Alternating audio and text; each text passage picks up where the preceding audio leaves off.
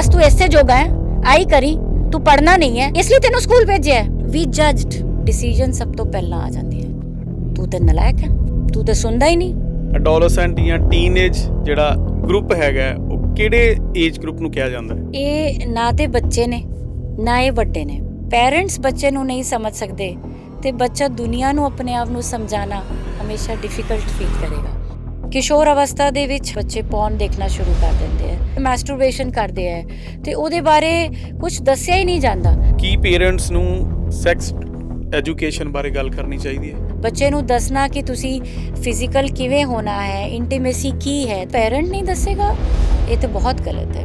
Parents एक healthy communication ਜਿਹੜਾ ਕਿੱਦਾਂ ਡਿਵੈਲਪ ਕਰ ਸਕਦੇ ਆ? बातें गिरा देती हैं फासलों की दीवारें। फासला जिन्ना मर्जी होए, वो पेरेंट चाइल्ड डिस्टेंस बिल्कुल ਇੱਥੇ ਆ ਜਾਏਗਾ। ਟੀਨੇਜ ਜਿਹੜੇ ਹੈਗੇ ਨੇ ਰਿਲੇਸ਼ਨਸ਼ਿਪਸ ਦੇ ਵਿੱਚ ਕਿੱਦਾਂ ਉਹਨਾਂ ਨੂੰ ਗਾਈਡ ਕਰਨਾ ਚਾਹੀਦਾ? ਪਰਫੈਕਟ ਪੈਰੈਂਟਸ ਦੀ ਲੋੜ ਨਹੀਂ ਹੈ, ਪ੍ਰੈਜ਼ੈਂਟ ਪੈਰੈਂਟਸ ਦੀ ਲੋੜ ਹੈ। ਬੈਸਟ ਪਾਰਟ ਇਸ ਟਾਈਮ ਤੇ ਜਿਹੜਾ ਪੇਰੈਂਟਿੰਗ ਹੈ, that has to be authoritative। मतलब 14% ਅਡੋਲੈਸੈਂਟ ਜਿਹੜੇ ਨੇ ਮੈਂਟਲ ਹੈਲਥ ਇਸ਼ੂਜ਼ ਜਿਹੜੇ ਨੇ ਉਹਨਾਂ ਨੂੰ ਫੇਸ ਕਰਦੇ ਨੇ। किशोर होना सौखा काम नहीं, और किशोर ਦੇ ਮਾਂ-ਬਾਪ ਹੋਣਾ ਸ਼ਾਇਦ ਉਸ ਤੋਂ ਵੀ ਸੌਖਾ ਕੰਮ ਨਹੀਂ। ਟੀਨੇਜਰਸ ਜਿਹੜੇ ਨੇ ਸਭ ਤੋਂ ਵੱਧ ਇਮੋਸ਼ਨਲ ਚੈਲੰਜਸ ਜਿਹੜੇ ਨੇ ਕੀ ਫੇਸ ਕਰਦੇ ਨੇ? ਇੱਕ ਵਾਕਿਆ ਤੁਸੀਂ ਸੁਣਿਆ ਹੋਣਾ ਹੈ, ਗਾਜ਼ੀਆਬਾਦ 3 ਸਿਸਟਰਸ ਨੇ ਸੁਸਾਈਡ ਕੀਤਾ। Allegedly jumped to their death from the 9th floor of their apartment building early Wednesday morning. The girls, Veera, were just 16, 14 and 12 years old.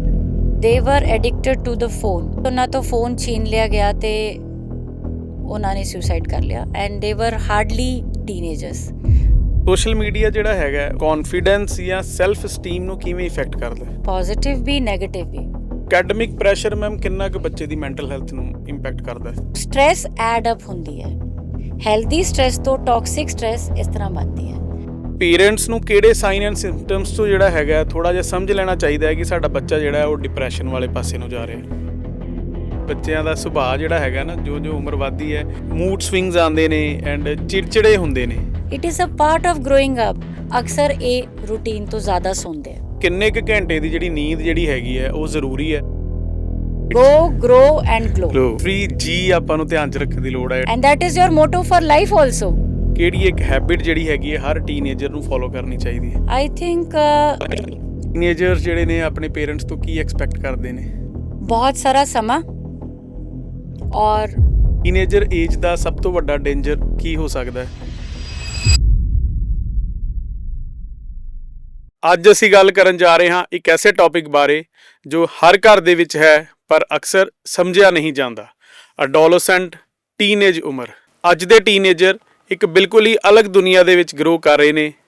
Social media, academic pressure, peer pressure ਤੇ identity crisis. World health organisation ਦੇ according ਪੂਰੀ ਦੁਨੀਆ ਦੇ ਵਿੱਚ ਤਕਰੀਬਨ 1.2 billion ਅਡੋਲੈਸੈਂਟ ਨੇ, ਜੋ ਕਿ ਪੂਰੀ ਦੁਨੀਆ ਦਾ ਤਕਰੀਬਨ 16% ਹਿੱਸਾ ਬਣਦਾ ਹੈ। ਅਤੇ ਜੇ ਮੈਂ ਗੱਲ ਕਰਾਂ ਇੰਡੀਆ ਦੀ, ਇੰਡੀਆ ਵਿੱਚ ਹੀ ਲਗਭਗ 253 ਮਿਲੀਅਨ ਟੀਨੇਜਰਸ ਨੇ, ਦੁਨੀਆ ਦੀ ਸਭ ਤੋਂ ਵੱਡੀ ਅਡੋਲੈਸੈਂਟ ਪਾਪੂਲੇਸ਼ਨ। ਪਰ ਇੱਕ ਕੰਸਰਨਿੰਗ ਗੱਲ ਇਹ ਹੈ, ਰਿਸਰਚਿਸ ਕਹਿੰਦੀਆਂ ਨੇ 7 ਵਿੱਚੋਂ 1 ਟੀਨੇਜਰ ਮੈਂਟਲ ਹੈਲਥ ਇਸ਼ੂਜ਼ ਨੂੰ ਜਿਹੜਾ ਹੈ ਫੇਸ ਕਰਦਾ ਹੈ। ਅਤੇ ਜੇ ਮੈਂ ਇੰਡੀਆ ਦੀ ਗੱਲ ਕਰਦਾ ਹਾਂ, ਇੰਡੀਆ ਦੀ ਰਿਸਰਚਿਸ ਦੇ ਅਕੋਰਡਿੰਗ 30 ਤੋਂ 40% ਟੀਨੇਜਰ ਜਿਹੜੇ ਨੇ ਉਹ ਸਟ੍ਰੈਸ ਅਤੇ ਐਨਜ਼ਾਈਟੀ ਦਾ ਐਕਸਪੀਰੀਅੰਸ ਕਰਦੇ ਨੇ। ਇਸ ਕਰਕੇ ਅੱਜ ਦੀ ਕਨਵਰਜ਼ੇਸ਼ਨ ਜਿਹੜੀ ਹੈ ਬਹੁਤ ਹੀ ਜ਼ਿਆਦਾ ਜ਼ਰੂਰੀ ਹੈ, ਸਿਰਫ ਪੇਰੈਂਟਸ ਲਈ ਹੀ ਨਹੀਂ, ਟੀਨੇਜਰਸ ਲਈ ਵੀ। ਅੱਜ ਦੇ ਸਾਡੇ ਗੈਸਟ ਹਨ ਡਾਕਟਰ ਮਨਮੀਤ ਸੋਢੀ ਜੀ, ਜੋ ਕਿ ਹੈੱਡ ਆਫ ਦਾ ਡਿਪਾਰਟਮੈਂਟ ਨੇ ਪੀਡੀਆਟ੍ਰਿਕ ਯੂਨਿਟ ਦੇ ਗੌਰਮੈਂਟ ਮੈਡੀਕਲ ਕਾਲਜ ਅੰਮ੍ਰਿਤਸਰ ਤੋਂ। ਡਾਕਟਰ ਸਾਹਿਬ ਰੋਜ਼ਾਨਾ ਬੱਚਿਆਂ ਅਤੇ ਟੀਨੇਜਰ ਦੀ ਹੈਲਥ ਅਤੇ ਡਿਵੈਲਪਮੈਂਟ ਨਾਲ ਜੁੜੀਆਂ ਬਹੁਤ ਸਾਰੀਆਂ ਚੈਲੰਜਿਸ ਨੂੰ ਜਿਹੜਾ ਹੈ ਡੇਲੀ ਫੇਸ ਕਰਦੇ ਨੇ।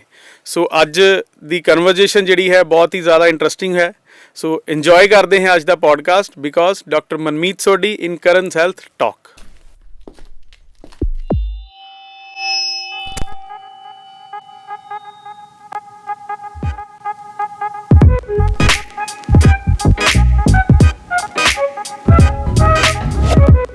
ਸਤਿ ਸ਼੍ਰੀ ਅਕਾਲ ਮੈਮ। ਸਤਿ ਸ਼੍ਰੀ ਅਕਾਲ ਜੀ। ਸਵਾਗਤ ਹੈ ਤੁਹਾਡਾ ਦੁਬਾਰਾ ਤੋਂ ਕਰਨ ਹੈਲਥ ਟਾਕ 'ਤੇ।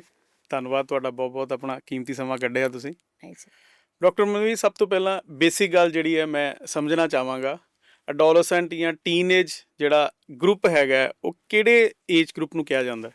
ਐਡੋਲੈਸੈਂਟਸ ਜਿਨ੍ਹਾਂ ਨੂੰ ਅਸੀਂ ਪੰਜਾਬੀ 'ਚ ਕਿਸ਼ੋਰ ਕਹਿੰਦੇ ਆ, ਇਹ ਨਾ ਤੇ ਬੱਚੇ ਨੇ ਨਾ ਇਹ ਵੱਡੇ ਨੇ। ਇਹਨੂੰ ਆਪਾਂ ਸ਼ੁਰੂ ਕਰਦੇ ਹਾਂ 10 ਸਾਲ ਦੀ ਉਮਰ ਤੋਂ ਲੈ ਕੇ 19 ਸਾਲ ਦੀ ਉਮਰ ਤੱਕ। ਪਰ ਅੱਜ ਕੱਲ੍ਹ ਇੱਕ ਨया ਕਨਸੈਪਟ ਹੈ ਪ੍ਰੀ ਟੀਨ।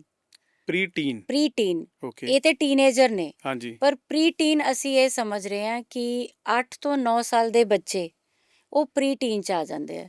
ਤੇ ਜੇ ਅਸੀਂ ਗ੍ਰੋਸਲੀ ਸਮਝੀਏ ਤੇ 8 ਸਾਲ ਤੋਂ ਲੈ ਕੇ 19 ਸਾਲ ਤੱਕ ਦੇ ਜਿਹੜੇ ਬੱਚੇ ਨੇ ਉਹ ਬੱਚੇ ਨਹੀਂ ਨੇ, ਉਹ ਕਿਸ਼ੋਰ ਨੇ, ਠੀਕ ਹੈ। ਐਡੋਲੈਸੈਂਟਸ ਨੇ। ਤੇ ਅੱਜ ਕੱਲ੍ਹ ਵੈਸੇ WHO ਇਹ ਵੀ ਕਹਿ ਰਹੀ ਹੈ ਕਿ ਇੱਕ ਯੰਗ ਅਡਲਟ ਦਾ ਕਨਸੈਪਟ ਵੀ ਹੈ। ਓਕੇ। ਯੰਗ ਅਡਲਟ ਕੀ ਹੈ ਕਿ ਅਡਲਟ ਆਪਾਂ ਯੂਜਲੀ 18 ਸਾਲ ਤੋਂ ਉੱਪਰ ਸਮਝਦੇ ਹਾਂ, ਹਾਂਜੀ।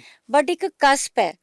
ਜਿਵੇਂ ਆਪਾਂ ਕਹਿੰਦੇ ਆ ਨਾ ਕਿ ਉਹ ਇੱਧਰੋਂ ਟ੍ਰਾਂਜੀਸ਼ਨ ਹੋ ਰਹੀ ਹੈ ਤੇ ਉਹ ਅਡਲਟ ਵੀ ਨਹੀਂ ਹੋਏ, ਤੇ ਆਲਮੋਸਟ 18 ਸਾਲ ਤੋਂ ਲੈ ਕੇ ਜਿਹੜੇ 24 ਸਾਲ ਤੱਕ ਦੇ ਕਿਸ਼ੋਰ ਨੇ ਹਾਂਜੀ। ਉਹਨਾਂ ਨੂੰ ਅਸੀਂ ਯੰਗ ਅਡਲਟਸ ਕਹਿ ਸਕਦੇ ਹਾਂ, ਕਿਉਂਕਿ ਉਹਨਾਂ ਨੂੰ ਵੀ ਅਸੀਂ ਪ੍ਰੋਪਰ ਅਡਲਟਸ ਨਹੀਂ ਮੰਨਦੇ ਹਾਂ। ਠੀਕ ਹੈ।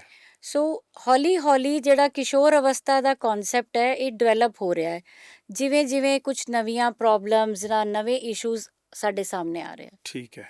So basically we can understand ਕਿ 8 ਸਾਲ ਤੋਂ ਲੈ ਕੇ 18 19 ਸਾਲ 20 ਸਾਲ ਤੱਕ ਦੇ ਜਿਹੜੇ ਕਿਸ਼ੋਰ ਨੇ ਉਹ ਅਸੀਂ ਐਡੋਲੈਸੈਂਟਸ ਵਿੱਚ ਗਿਣ ਲੈਂਦੇ ਹਾਂ। ਜੇ ਸਾਇੰਸ ਦੇ ਨਜ਼ਰੀਏ ਦੇ ਨਾਲ ਦੇਖਦੇ ਆ ਮੈਮ, ਟੀਨੇਜ ਜਦੋਂ ਏਜ ਆਉਂਦੀ ਹੈ, ਬ੍ਰੇਨ ਤੇ ਬਾਡੀ ਦੇ ਵਿੱਚ ਕਿਸ ਤਰ੍ਹਾਂ ਦੇ ਚੇਂਜਸ ਜਿਹੜੇ ਨੇ ਦੇਖਣ ਨੂੰ ਮਿਲਦੇ ਨੇ? ਮੈਂ ਤੇ ਐਜ਼ ਅ ਡਾਕਟਰ ਗੱਲ ਕਰ ਰਹੀ ਹਾਂ ਤੁਹਾਡੇ ਨਾਲ, ਬਟ ਅਦਰਵਾਈਜ਼ ਵੀ ਜਦੋਂ ਆਪਾਂ ਇੱਕ ਨਾਰਮਲ ਹੈ, ਇੱਕ ਫੈਮਿਲੀ ਹੈ, ਉਹਦੇ ਵਿੱਚ ਜਦੋਂ ਆਪਾਂ ਦੇਖਦੇ ਹਾਂ ਕਿ ਬੱਚੇ ਦਾ ਮਨ ਜਾਂ ਤਨ ਹਾਂਜੀ। ਉਹ ਹੋਰ ਤਰ੍ਹਾਂ ਦਾ ਹੈ, ਔਰ ਜਿਵੇਂ ਜਿਵੇਂ ਉਹ ਕਿਸ਼ੋਰ ਅਵਸਥਾ ਵੱਲ ਜਾਣਾ ਸ਼ੁਰੂ ਕਰਦਾ ਹੈ ਬਹੁਤ ਸਾਰੀਆਂ ਸ਼ਾਰੀਰਿਕ ਯਾਨੀ ਕਿ ਫਿਜ਼ੀਕਲ ਚੇਂਜਸ ਆਉਂਦੀਆਂ ਨੇ। ਠੀਕ ਹੈ।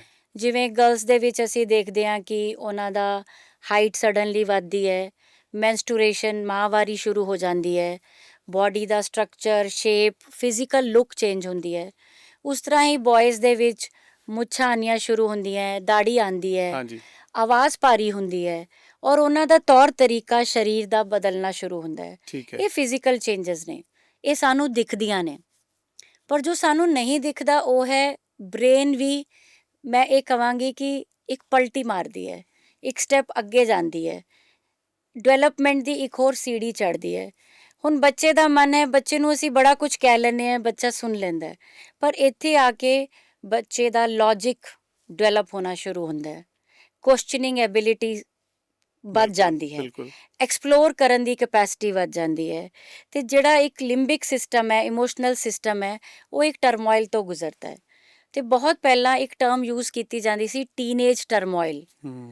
ਤੇ ਟਰਬੂਲੈਂਸ ਜਿਹਾ ਫੇਜ਼ ਹੁੰਦਾ ਹੈ, ਬੱਚੇ ਨੂੰ ਸਡਨਲੀ ਲੱਗਦਾ ਹੈ ਕਿ ਮੇਰੇ ਨਾਲ ਕੀ ਹੋ ਰਿਹਾ ਹੈ।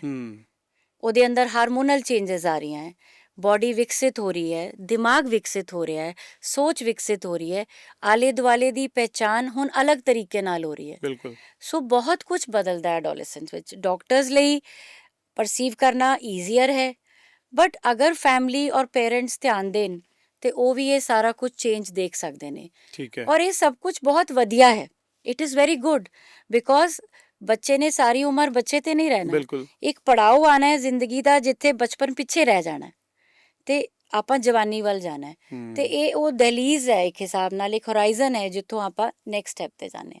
ਨਹੀਂ, ਇਹ ਵੀ ਅੱਜ ਕੱਲ੍ਹ ਬੜਾ ਕਰੂਸ਼ੀਅਲ ਫੇਸ ਜਿਹਨੂੰ ਕਹਿ ਸਕਦੇ ਹਾਂ। ਐਜ਼ ਆ ਪੇਰੈਂਟਸ ਨੂੰ ਵੀ ਬੜਾ ਧਿਆਨ ਰੱਖਣਾ ਪੈਂਦਾ ਹੈਗਾ ਬੱਚੇ ਦੇ ਨਾਲ ਨਾਲ, ਕਿਉਂਕਿ ਕਿਹੜੀ ਸੰਗਤ ਦੇ ਵਿੱਚ ਉਹ ਉੱਠ ਬੈਠ ਰਿਹਾ ਵਾ, ਉਹਦੇ ਫਰੈਂਡ ਸਰਕਲ ਕਿੱਦਾਂ ਦੇ ਨੇ, ਬਾਹਰੋਂ ਕੀ ਸਿੱਖ ਕੇ ਆ ਰਿਹਾ ਹੈ। ਬਿਕੋਜ਼ ਅੱਜ ਕੱਲ੍ਹ ਜਿੱਦਾਂ ਸੋਸ਼ਲ ਮੀਡੀਆ ਦਾ ਜ਼ਮਾਨਾ ਹੈਗਾ, ਬੱਚੇ ਜੇ ਬਾਹਰ ਵੀ ਨਹੀਂ ਜਾਂਦੇ, ਬਿਕੋਜ਼ ਆਪਾਂ ਜੇ ਕੰਪੇਅਰ ਕਰਦੇ ਹਾਂ ਤੇ ਘਰਾਂ ਦੇ ਵਿੱਚ ਹੀ ਜ਼ਿਆਦਾ ਰਹਿੰਦੇ ਨੇ, ਮੋਬਾਈਲਸ ਦੇ ਉੱਤੇ, ਟੈਬਸ ਦੇ ਉੱਤੇ। ਸੋ ਉੱਥੋਂ ਹੀ ਸਾਰੀਆਂ ਚੀਜ਼ਾਂ ਉਹ ਗ੍ਰੈਪਸ ਕਰਦੇ ਹੈਗੇ ਆ।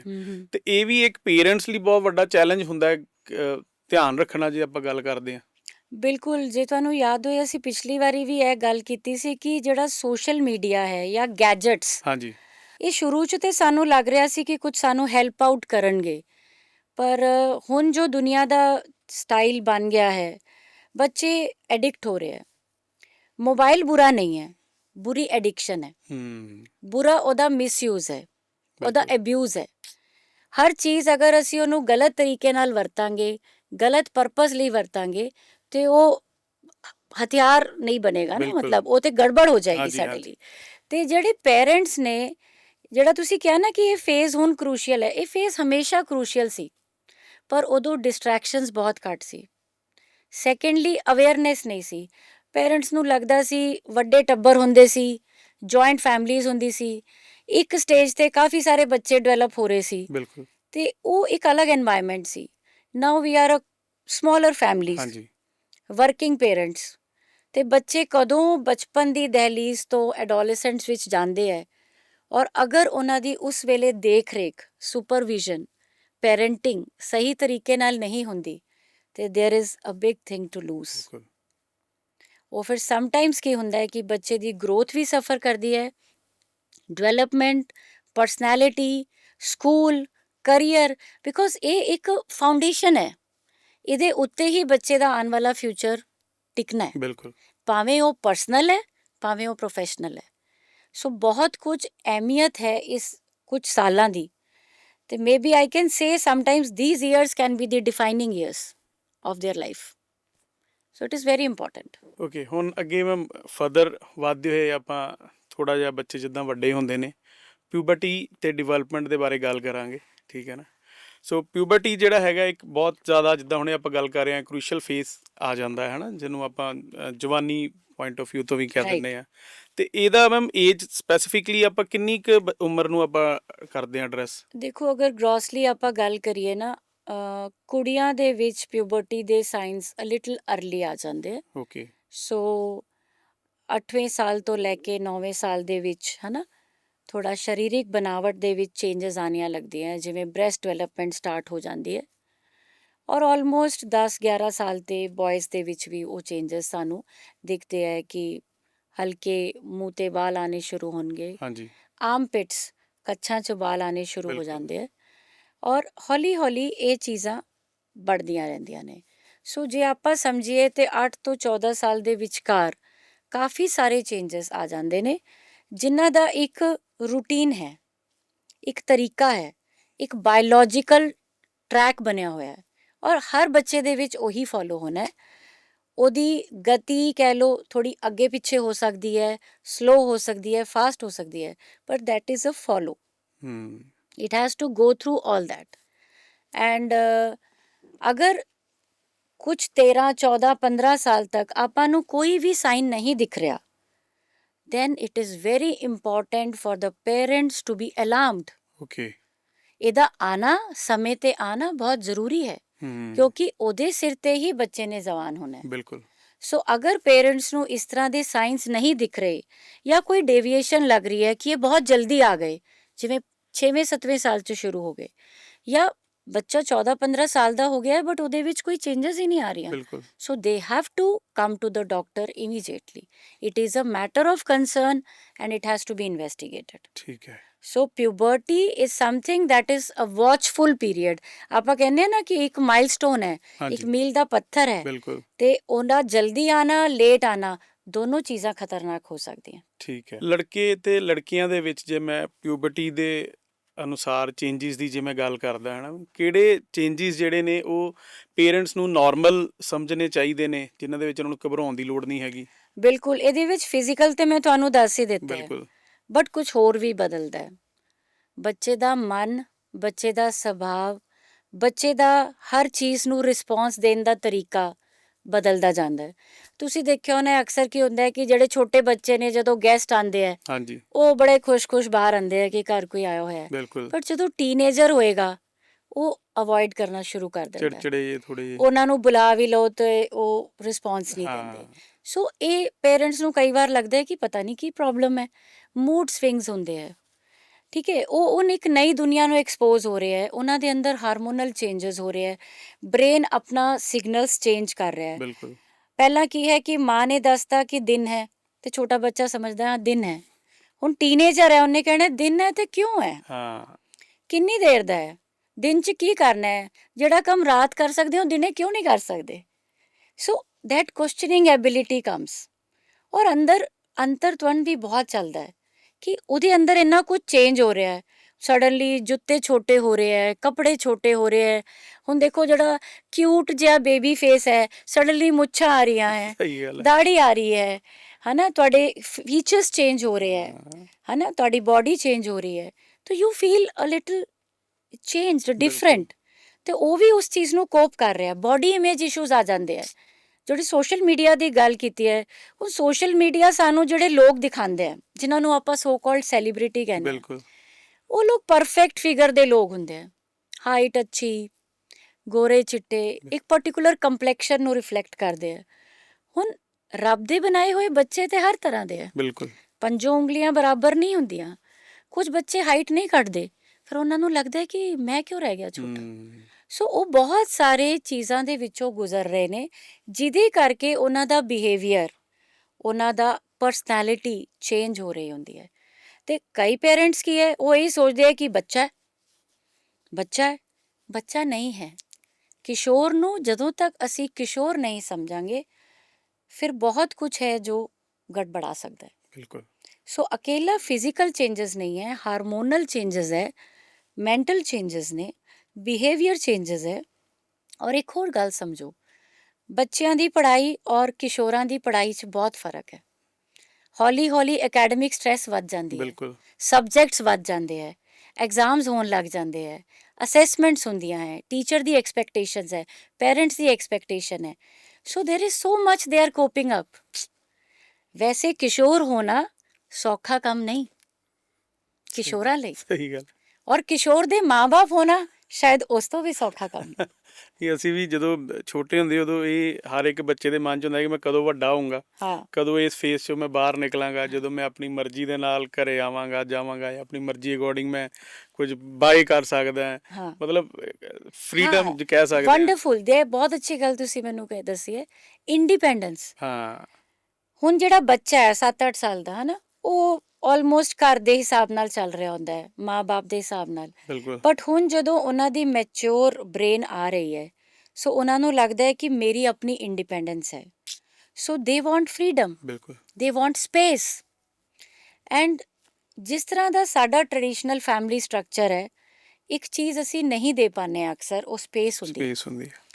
ਬੱਚੇ ਨੂੰ ਹੁੰਦਾ ਹੈ ਕਿ ਹੁਣ ਮੇਰਾ ਆਪਣਾ ਰੂਮ ਹੋਵੇ, ਮੈਂ ਇਕੱਲਾ ਸੋਣਾ ਹੈ, ਮੇਰੇ ਆਪਣੇ ਚੋਇਸਿਸ ਹੈ, ਫਰੈਂਡਸ ਨੂੰ ਲੈ ਕੇ, ਬਿਲਕੁਲ ਰਿਸ਼ਤੇਦਾਰਾਂ ਨੂੰ ਲੈ ਕੇ, ਖਾਣੇ ਨੂੰ ਲੈ ਕੇ, ਪਹਿਨਣ ਨੂੰ ਲੈ ਕੇ। So you can't dictate everything. You cannot be there, CCTV cameras, ਬਿਲਕੁਲ looking into their lives. They want their own lives. So ਇੱਥੇ ਸ਼ੁਰੂ ਹੁੰਦਾ ਹੈ ਕਨਫਲਿਕਟ। ਇੱਥੇ ਪੇਰੈਂਟ ਤੇ ਟੀਨ ਦਾ ਕਨਫਲਿਕਟ ਸਟਾਰਟ ਹੁੰਦਾ ਹੈ।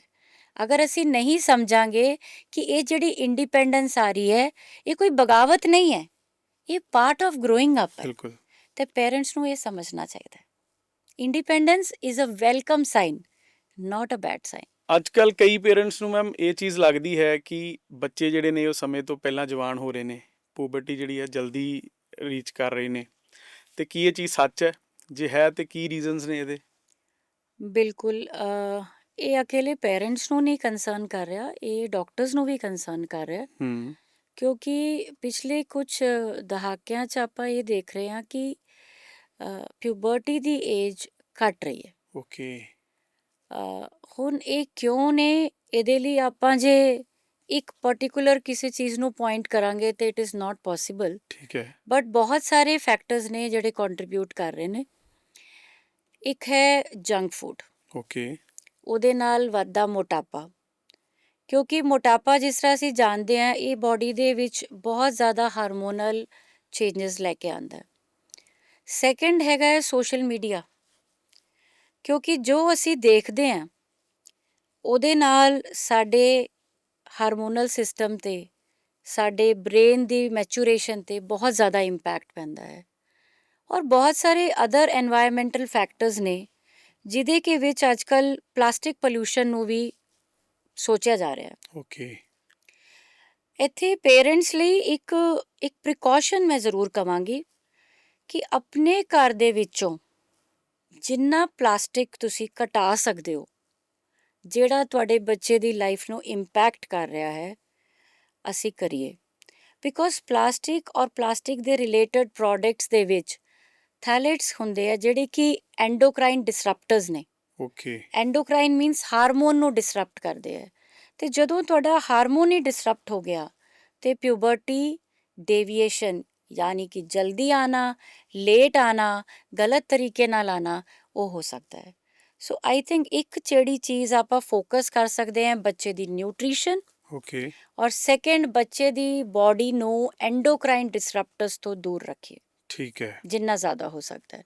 ਠੀਕ ਹੈ ਮੈਮ। ਔਰ ਸੋਸ਼ਲ ਮੀਡੀਆ ਲਈ ਤੇ ਹਮੇਸ਼ਾ ਕੌਸ਼ਨ ਦੇਈਦੇ ਆ। ਬਿਲਕੁਲ। ਪੇਰੈਂਟਸ ਨੂੰ ਸਮਝਣਾ ਚਾਹੀਦਾ ਹੈ ਕਿ there should be screen limits, time ਦੀ ਵੀ, ਔਰ ਉਹ ਕੀ ਦੇਖ ਰਹੇ ਨੇ ਬਿਲਕੁਲ ਉਹ ਵੀ। ਠੀਕ ਹੈ। ਤੇ ਟੀਨੇਜ ਦੇ ਵਿੱਚ ਮੈਮ ਜੇ ਆਪਾਂ ਗਰੋਥ ਦੀ ਗੱਲ ਕਰਦੇ ਹਾਂ, ਨਿਊਟ੍ਰੀਸ਼ਨ ਜਿਹੜਾ ਹੈਗਾ ਹੁਣੇ ਤੁਸੀਂ ਗੱਲ ਕੀਤੀ, ਇੱਕ ਬਹੁਤ ਮੇਜਰ ਰੋਲ ਜਿਹੜਾ ਹੈਗਾ ਪਲੇ ਕਰਦਾ ਹੈਗਾ।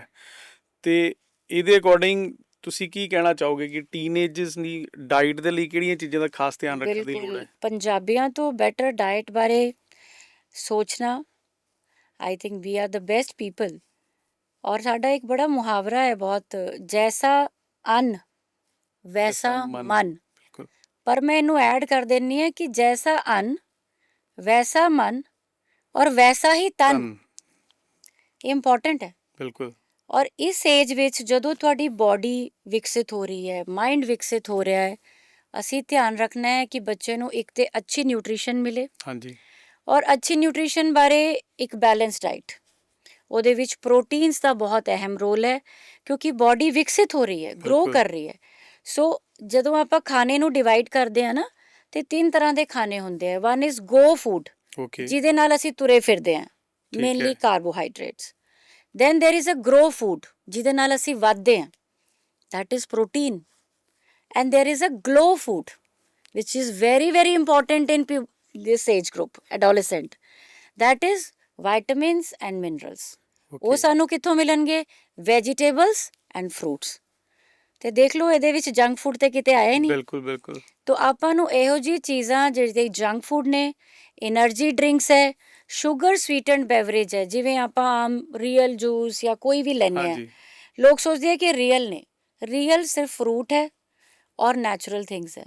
तो बच्चे ਨੂੰ ਆਪਾਂ अच्छा प्रोटीन देना है, अच्छी डाइट देनी है, फ्रूट्स एंड वेजिटेबल्स खिलाने ने, और कोशिश करना है कि बच्चा चीनी और नमक ਦੀ ਮਾਤਰਾ ਘੱਟ ਰੱਖੇ ਕਿਉਂਕਿ ਇਹ ਦੋਨੋਂ ਚੀਜ਼ਾਂ ਐਕਸੈਸਿਵ ਦੇ ਵਿੱਚ ਬੱਚੇ ਦੀ ਹੈਲਥ ਨੂੰ ਖਰਾਬ ਕਰਦੇ ਆ। So nutrition is a very important component. ਠੀਕ ਹੈ। ਨਹੀਂ ਬੜਾ ਅੱਛਾ ਮੈਮ ਇਹ ਚੀਜ਼ ਤੁਸੀਂ ਗੱਲ ਕਹੀ, ਗੋ grow growth and glow. Glow. So that is the time to go grow and glow. ਬਿਲਕੁਲ। ਕਿਉਂਕਿ ਬੱਚਿਆਂ ਨੂੰ ਜਦੋਂ ਕਿਸ਼ੋਰ ਬਣਦੇ ਆ, ਉਹਨਾਂ ਨੂੰ ਆਪਣੀ ਲੁੱਕ ਦੀ ਕਿੰਨੀ ਟੈਨਸ਼ਨ ਹੈ, ਤੇ ਬੱਚੇ ਨੂੰ ਦੱਸੋ ਕਿ ਜੇ ਤੂੰ ਗਲੋ ਵਰਨਾ ਹੈ ਸੋ ਗਲੋ ਫੂਡ ਖਾਓ। 3G ਆਪਾਂ ਨੂੰ ਧਿਆਨ ਚ ਰੱਖਣ ਹਾਂ ਦੀ ਲੋੜ ਹੈ ਬਿਲਕੁਲ, diet. Go grow and glow, Glow. And that is your motto for life Exactly. also. You have to go, you have to grow Grow. and you have to glow. ਗਾਂ ਅੱਗੇ ਮੈਮ ਹੁਣ ਬਿਹੇਵੀਅਰਲ ਇਸ਼ੂਜ਼ ਦੇ ਬਾਰੇ ਆਪਾਂ ਜਿਹੜੀ ਹੈ ਗੱਲ ਕਰਾਂਗੇ ਬੱਚਿਆਂ ਦੇ। ਪੇਰੈਂਟਸ ਦਾ ਨਾ ਇੱਕ ਬੜੀ ਕੁਐਸਚਨ ਹੁੰਦਾ ਹੈ, ਜਾਂ ਹਰ ਇੱਕ ਨੂੰ ਡਾਕਟਰਸ ਨੂੰ ਜਾ ਕੇ ਕਹਿੰਦੇ ਨੇ ਕਿ ਬੱਚਿਆਂ ਦਾ ਸੁਭਾਅ ਜਿਹੜਾ ਹੈਗਾ ਨਾ, ਜੋ ਉਮਰ ਵੱਧਦੀ ਹੈ ਬੜੀ ਛੇਤੀ ਚੇਂਜ ਹੁੰਦਾ ਹੈ, ਮੂਡ ਸਵਿੰਗਸ ਆਉਂਦੇ ਨੇ ਐਂਡ ਚਿੜਚਿੜੇ ਹੁੰਦੇ ਨੇ। ਤੇ ਇਦਾਂ ਦਾ ਕਿਉਂ ਹੋ ਜਾਂਦਾ ਹੈ? ਦੇਖੋ ਜੇ ਤਨ ਬਦਲ ਰਿਹਾ ਤੇ ਮਨ ਵੀ ਤੇ ਬਦਲ ਹੀ ਰਿਹਾ ਨਾ, ਤੇ ਇਹ ਅੰਡਰਸਟੈਂਡ ਕਰਨ ਦੀ ਹੈ ਕਿ ਬੱਚੇ ਦਾ ਜਿਹੜਾ ਬ੍ਰੇਨ ਹੈ it is also going through a lot of maturation. ਤੇ ਜਦੋਂ ਆਪਾਂ ਐਡਲਟ ਬਣਦੇ ਹਾਂ ਤੇ ਜਿਹੜਾ ਬੱਚੇ ਵਾਲਾ ਮਨ ਹੈ ਔਰ ਜਿਹੜਾ ਐਡਲਟ ਮਨ ਹੈ ਉਹਦੇ 'ਚ ਕਿੰਨਾ ਫਰਕ ਹੈ। ਆਖਿਰ ਟ੍ਰਾਂਜੀਸ਼ਨ ਤੇ ਹੌਲੀ ਹੌਲੀ ਹੋਣੀ ਹੈ ਨਾ। ਬਿਲਕੁਲ। ਤੇ ਉਹ ਇੱਕ ਫੇਜ਼ ਆਉਣਾ ਹੈ ਜਿੱਥੇ ਉਹਨੂੰ ਜਦੋਂ ਨਏ ਥਾਟਸ ਮਿਲਨੇ ਹੈ, ਨया এনवायरमेंट ਮਿਲਣਾ ਹੈ, ਉਹਨੂੰ ਉਹਨੇ ਪ੍ਰੋਸੈਸ ਕਰਨਾ ਹੈ। ਉਹਦੀ ਪ੍ਰੋਸੈਸਿੰਗ ਚੇਂਜ ਹੋ ਰਹੀ ਹੈ, ਉਹਦੀ ਕੁਐਸਚਨਿੰਗ ਐਬਿਲਿਟੀ, ਲੌਜਿਕ ਡਿਵੈਲਪ ਹੋ ਰਿਹਾ ਹੈ, ਔਰ ਐਕਸਪਲੋਰੇਸ਼ਨ ਵੀ ਡਿਵੈਲਪ ਹੋ ਰਹੀ ਹੈ। ਬਹੁਤ ਸਾਰੀਆਂ ਨਵੀਆਂ ਚੀਜ਼ਾਂ ਐਕਸਪਲੋਰ ਕਰ ਰਿਹਾ ਹੈ। ਬਿਲਕੁਲ। ਸੋ ਮਨ ਬਦਲ ਰਿਹਾ ਹੈ, ਉਹਦਾ ਮਤਲਬ ਇਹ ਨਹੀਂ ਕਿ ਬੱਚਾ ਤੁਹਾਡੇ ਹੱਥੋਂ ਨਿਕਲ ਰਿਹਾ ਹੈ। ਪੇਰੈਂਟਸ ਨੂੰ ਯੂਜਲੀ ਇਹ ਲੱਗਦਾ ਹੈ ਕਿ ਇਹ ਮੈਨੂੰ ਸਵਾਲ ਪੁੱਛਦਾ ਹੈ, ਇਹ ਮੈਨੂੰ ਕੁਐਸਚਨ ਕਰਦਾ ਹੈ, ਇਹ ਚਿੜਚਿੜਾ ਰਹਿੰਦਾ ਹੈ। We have to understand that. Stop judging them. It is a part of growing up. You have also gone through all this. So ਮਨ ਤੇ ਬਦਲਣਾ ਹੈ because ਮਨ ਚੇਂਜ ਹੋ ਰਿਹਾ ਹੈ and a lot of learning is happening with them. ਬਿਲਕੁਲ। ਸੋ ਇਸ ਚੀਜ਼ ਨੂੰ ਅਸੀਂ ਫੈਸਿਲੀਟੇਟ ਕਰਨਾ ਹੈ rather than ਕਿ ਅਸੀਂ ਇਹਨੂੰ ਰੋਕਣ ਦੀ ਕੋਸ਼ਿਸ਼ ਕਰਨੀ ਹੈ। ਇਹ ਤੇ ਹੋਣਾ ਹੀ ਹੋਣਾ ਹੈ। So it is a part, it is a flow that I told you. So ਇਹ ਚੀਜ਼ਾਂ ਮੂਡ ਸਵਿੰਗਸ ਬਹੁਤ ਕਾਮਨ ਹੁੰਦੀਆਂ ਹੈ ਬਿਕੋਜ਼ ਕੁਝ ਚੀਜ਼ਾਂ ਉਹਨਾਂ ਨੂੰ ਅਪੀਲ ਕਰਦੀਆਂ ਹੈ ਲਾਈਫ 'ਚ, ਕੁਝ ਚੀਜ਼ਾਂ ਨਹੀਂ ਕਰਦੀਆਂ। ਸੋ ਕੁਝ ਚੀਜ਼ਾਂ ਨੂੰ ਉਹ ਰੈਜ਼ਿਸਟ ਕਰਨਗੇ, ਕੋਈ ਚੇਂਜ ਉਹਨਾਂ ਨੂੰ ਅੱਛੀ ਨਹੀਂ ਲੱਗੇਗੀ। ਬਿਲਕੁਲ ਪਰ ਹੁਣ ਉਹ ਇੰਡੀਪੈਂਡੈਂਸ ਵੱਲ ਜਾ ਰਹੇ ਨੇ, ਇੱਕ ਥਾਟ ਪ੍ਰੋਸੈਸ ਡਿਵੈਲਪ ਹੋ ਰਹੀ ਹੈ। So we have to help it out, we don't have to block it and we have to be open to it. ਇੱਕ ਓਪਨ ਮਾਈਂਡ ਨਾਲ ਆਪਾਂ ਬੱਚੇ ਨੂੰ ਐਡੋਲੈਸੈਂਟਸ ਦੇ ਵਿੱਚੋਂ ਨਿਕਲਣ ਦੇਣਾ। ਇਹਦੇ ਵਿੱਚ ਮੈਮ ਇੱਕ ਜਿੱਦਾਂ ਤੁਸੀਂ ਹੁਣੇ ਗੱਲ ਕੀਤੀ ਇੰਡੀਪੈਂਡੈਂਸ ਪੁਆਇੰਟ ਆਫ View ਤੋਂ ਨਾ, ਇੱਕ ਬੜੀ ਬਰੀਕ ਐਂਡ ਬਹੁਤ ਪਤਲੀ ਲਾਈਨ ਆ ਜਾਂਦੀ ਹੈ ਜੇ ਆਪਾਂ ਗੱਲ ਕਰੀਏ ਕਿ ਇੱਕ ਹੁੰਦਾ ਹੈ ਕਿ ਬੱਚੇ ਨੂੰ ਹਰ ਚੀਜ਼ ਕੰਟਰੋਲ ਕਰਕੇ ਰੱਖਣ ਵਾਲੀ, ਕਿ ਸਾਨੂੰ ਡਰ ਹੁੰਦਾ ਐਜ਼ ਆ ਪੇਰੈਂਟਸ ਕਿ ਇਹ ਹੱਥੋਂ ਨਾ ਨਿਕਲ ਜਾਏ, ਜਿਹੜੀ ਆਪਾਂ ਰਾਈਟ। ਹੁਣੇ ਗੱਲ ਕੀਤੀ ਹੈ ਹੂੰ ਕਿ ਜਦੋਂ ਨਜ਼ਰ ਅੰਦਾਜ਼ ਕਰਨਾ ਸ਼ੁਰੂ ਕਰ ਦਿੰਦਾ ਹੈ, ਬਿਲਕੁਲ। ਸਾਡੀ ਹਰ ਗੱਲ ਕੱਟਣਾ ਸ਼ੁਰੂ ਕਰ ਦਿੰਦਾ ਹੈ, ਹੂੰ। ਤੇ ਉਦੋਂ ਬੜਾ ਐਜ਼ ਆ ਪੇਰੈਂਟਸ ਬੜਾ ਡਰ ਲੱਗਦਾ ਹੈ ਕਿ ਇਹ ਕਿਉਂ ਜਾਂ ਕਾਹਤੋਂ ਹੀ ਆ ਰਿਹਾ। ਮੈਂ ਨਾ ਅਕਸਰ ਇੱਕ ਗੱਲ ਸੋਚਦੀ ਹੈ ਕਿ ਪੇਰੈਂਟਸ ਨਾ ਹਰ ਤਰੀਕੇ ਨਾਲ ਪਰਫੈਕਟ ਬਣਨ ਦੀ ਕੋਸ਼ਿਸ਼ ਕਰਦੇ ਆ ਹਾਂ। ਬੱਚਿਆਂ ਲਈ, ਬਟ ਕਿਸ਼ੋਰ ਅਵਸਥਾ ਦੇ ਵਿੱਚ ਨਾ ਪਰਫੈਕਟ ਪੈਰੈਂਟਸ ਦੀ ਲੋੜ ਨਹੀਂ ਹੈ, ਪ੍ਰੈਜ਼ੈਂਟ ਪੈਰੈਂਟਸ ਦੀ ਲੋੜ ਹੈ। ਪੈਰੈਂਟਸ ਜਿਹੜੇ ਕਿ ਹੈ, ਜਿਹੜੇ ਉਹਨਾਂ ਦੇ ਨਾਲ ਨੇ, ਜਿਹੜੀ ਇਹ ਜਰਨੀ ਉਹਨਾਂ ਦੇ ਨਾਲ ਨਿਕਾਲ ਰਹੇ ਨੇ। ਬੱਚੇ ਨੂੰ ਇਸ ਵਕਤ ਤੁਹਾਡੀ ਸਪੋਰਟ, ਤੁਹਾਡੀ ਗਾਈਡੈਂਸ, ਤੁਹਾਡੇ ਅੰਡਰਸਟੈਂਡ ਕਰਨ ਦੀ ਲੋੜ ਹੈ। ਪੇਰੈਂਟਸ ਕੀ ਕਰਦੇ ਆ, ਅੱਛਾ ਤੂੰ ਨਹੀਂ ਸੁਣਦਾ, ਚਲ ਠੀਕ ਹੈ ਤੇਰੀ ਮਰਜ਼ੀ ਤੇ ਸਾਡੀ ਮਰਜ਼ੀ। ਹਾਂ ਇਸ ਤਰ੍ਹਾਂ ਨਹੀਂ ਹੈ। ਆਪਾਂ ਨੇ ਅੰਡਰਸਟੈਂਡ ਕਰਨਾ ਹੈ ਕਿ ਬੱਚਾ ਇੱਕ ਟ੍ਰਾਂਜੀਸ਼ਨ ਤੋਂ ਨਿਕਲ ਰਿਹਾ ਹੈ, ਤੇ ਹੈਂਡ ਹੋਲਡਿੰਗ, ਉਹਨੂੰ ਪਕੜਨਾ ਰੈਦਰ ਦੈਨ ਜਾਂ ਤੇ ਉਹਨੂੰ ਆਪਾਂ ਧੱਕ ਦਿੰਨੇ ਆ ਬਿਲਕੁਲ ਜਾਂ ਆਪਾਂ ਉਹਨੂੰ ਰੋਕ ਲੈਂਦੇ ਆ। You have to take this journey. ਕੱਲਾ ਕਿਸ਼ੋਰ ਵੱਡਾ ਨਹੀਂ ਹੋ ਰਿਹਾ ਹੁੰਦਾ ਹੈ, ਇੱਕ ਪੇਰੈਂਟ ਵੀ ਆਪਣੀ ਐਵੋਲਿਊਸ਼ਨ ਕਰ ਰਿਹਾ, ਇਵੋਲਵ ਹੋ ਰਿਹਾ ਹੈ, ਉਹ ਵੀ ਬਦਲ ਰਿਹਾ ਹੈ। ਬਿਲਕੁਲ ਉਹਨੂੰ ਆਪਣੀ ਪੈਰੈਂਟਿੰਗ ਟੈਕਨੀਕ ਚੇਂਜ ਕਰਨੀ ਹੈ। ਬ੍ਰੌਡਲੀ ਸਪੀਕਿੰਗ 4 ਪੈਰੈਂਟਿੰਗ ਟੈਕਨੀਕਸ ਹੁੰਦੀਆਂ। ਮਤਲਬ ਕਿ ਜੇ ਆਮ ਲੋਕਾਂ ਦੀ ਲੈਂਗੁਏਜ ਵਿੱਚ ਮੈਂ ਸਮਝਾਵਾਂ, ਇੱਕ ਅਥੋਰੀਟੇਰੀਅਨ ਹੁੰਦੀ ਹੈ ਕਿ ਜੋ ਮੈਂ ਕਹਤਾ ਉਹੀ ਹੈ, ਉਹੀ ਹੋਏ। Total control. ਇੱਕ ਹੁੰਦੀ ਹੈ ਅਥੋਰੀਟੇਟਿਵ, ਉਹਦੇ ਵਿੱਚ ਕੰਟਰੋਲ ਵੀ ਹੈ ਔਰ ਬੱਚੇ ਨੂੰ ਆਪਣਾ ਵੀ ਇੰਡੀਪੈਂਡੈਂਸ ਦੇ ਰਹੇ ਹਨ। ਇੱਕ ਹੁੰਦੀ ਹੈ ਟੋਟਲੀ ਇਨਡਿਫਰੈਂਟ, ਜੋ ਹੋ ਰਿਹਾ ਹੈ ਕਰ ਰਿਹਾ ਹੈ ਕੋਈ ਨਹੀਂ। ਮਤਲਬ ਬਹੁਤ ਸਾਰੇ ਪੇਰੈਂਟਸ ਸੋਚਦੇ ਹੈ ਕਿ ਠੀਕ ਹੈ ਕਰੀ ਜਾਣ ਦਿਓ, ਆਈ ਐਮ ਟੋਟਲੀ ਇਨਡਿਫਰੈਂਟ, ਮੈਨੂੰ ਕੁਝ ਨਹੀਂ ਮਤਲਬ ਇਹਦੇ ਨਾਲ। ਇੱਕ ਹੁੰਦੀ ਹੈ ਪਰਮਿਸਿਵ। ਪਰਮਿਸਿਵ 'ਚ ਕੀ ਹੈ ਕਿ ਇੰਨਾ ਕੁਝ ਕਰਦੇ ਆ ਬੱਚੇ ਲਈ ਕਿ ਬੱਚਾ ਜਿਹੜਾ ਡਿਵੈਲਪ ਹੋਣਾ ਹੈ ਉਹ ਆਪਣੀ ਇੰਡੀਪੈਂਡੈਂਸ ਡਿਵੈਲਪ ਹੀ ਨਹੀਂ ਕਰ ਪਾਉਂਦਾ। ਸੋ ਬੈਸਟ ਪਾਰਟ ਇਸ ਟਾਈਮ ਤੇ ਜਿਹੜਾ ਪੇਰੈਂਟਿੰਗ ਹੈ, that has to be authoritative, मतलब कंट्रोल भी और इंडिपेंडेंस भी। मतलब किथे हथ फड़ना है, किथे हथ छड़ना है, और पेरेंट ਨੂੰ ਸਮਝਣਾ। पेरेंट ਵੀ ਵੱਡਾ ਹੋ ਰਿਹਾ ਹੈ, ਸੋ ਹੀ ਆਲਸੋ ਹੈਜ਼ ਟੂ ਲਰਨ ਕਿ ਕਿਵੇਂ ਕਰਨਾ ਮੈਨੇਜ। ਤੇ ਬੱਚੇ ਦੇ ਅਗੇਂਸਟ ਆਪਣੇ ਆਪ ਨੂੰ ਖੜਾ ਨਾ ਕਰੋ, ਇਸ ਤਰ੍ਹਾਂ ਨਾ ਕਰੋ। Let's join hands and walk this journey together. ਬੱਚਾ ਬਹੁਤ ਕੁਝ ਤੋਂ ਨਿਕਲਦਾ ਹੈ। ਬੱਚੇ ਕਈ ਚੀਜ਼ਾਂ ਨੇ, ਸੋਸ਼ਲ ਐਂਜ਼ਾਈਟੀ ਆ ਜਾਂਦੀ ਹੈ, ਡਿਪਰੈਸ਼ਨ ਆ ਜਾਂਦੀ ਹੈ, ਪੜ੍ਹਾਈ 'ਚ ਮਾਰਕਸ ਨਹੀਂ ਅੱਛੇ ਆ ਰਹੇ, ਜਾਂ ਕਿਸੇ ਨੇ ਸਕੂਲ 'ਚ ਬੁਲੀ ਕਰ ਦਿੱਤਾ, ਕੁਝ ਕਹਿ ਦਿੱਤਾ। ਛੋਟੇ ਬੱਚੇ ਨੂੰ ਤੁਸੀਂ ਬੁਲੀ ਕਰਦੇ ਹੋ, ਉਹਦਾ ਰਿਸਪੌਂਸ ਅਲੱਗ ਹੈ। ਇਹ ਬੱਚੇ ਨੇ ਘਰ ਆ ਕੇ ਚੁੱਪਚਾਪ ਬਹਿ ਜਾਣਾ। ਹੁਣ ਜੇ ਪੇਰੈਂਟਸ ਨੇ ਧਿਆਨ ਹੀ ਨਹੀਂ ਦਿੱਤਾ ਤੇ that can lead to serious mental concerns. ਬਿਲਕੁਲ। So parenting in adolescence is a important concept, ਔਰ ਉਹਦੇ ਬਿਨਾਂ ਕਿਸ਼ੋਰ ਅਵਸਥਾ ਮੇਰੇ ਖਿਆਲ ਦੁੱਖ ਦਾ ਟਾਈਮ ਵੀ ਹੋ ਸਕਦਾ ਹੈ, ਪੇਰੈਂਟ ਲਈ ਵੀ ਔਰ ਕਿਸ਼ੋਰ ਲਈ ਵੀ। ਬਾਕੀ ਫਰਦਰ ਮੈਮ ਵੱਧਦੇ ਹੋਏ ਮੈਂ ਪੁੱਛਣਾ ਚਾਹਾਂਗਾ, ਅੱਜ ਦੇ ਸਮੇਂ ਦੇ ਵਿੱਚ ਟੀਨੇਜਰਸ ਜਿਹੜੇ ਨੇ ਸਭ ਤੋਂ ਵੱਧ ਇਮੋਸ਼ਨਲ ਚੈਲੰਜਸ ਜਿਹੜੇ ਨੇ ਕੀ ਫੇਸ ਕਰਦੇ ਨੇ? ਮੈਂ ਇਹ ਕਹਾਂਗੀ ਕਿ ਉਹ ਸਭ ਕੁਝ ਫੇਸ ਕਰ ਰਹੇ ਨੇ।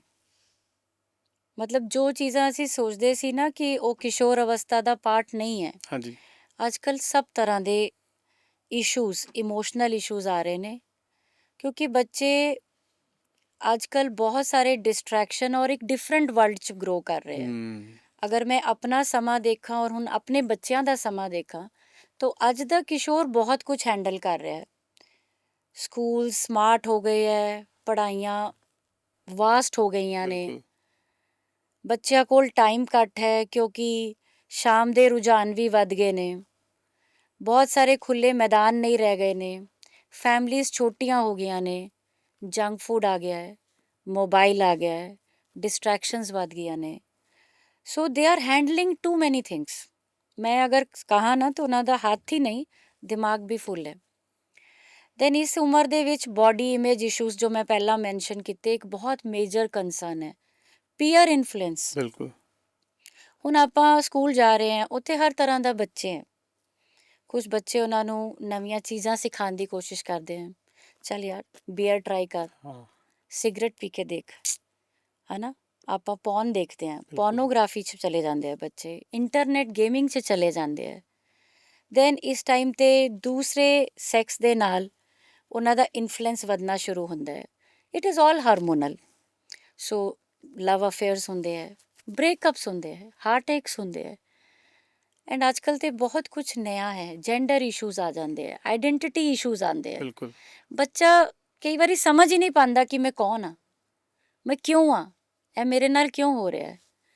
ਸੋ they are going through a lot of emotional changes.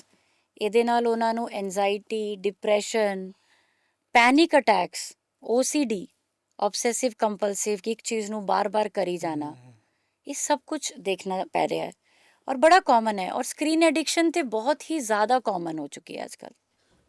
ਠੀਕ ਹੈ। So they go through a lot of emotional problems.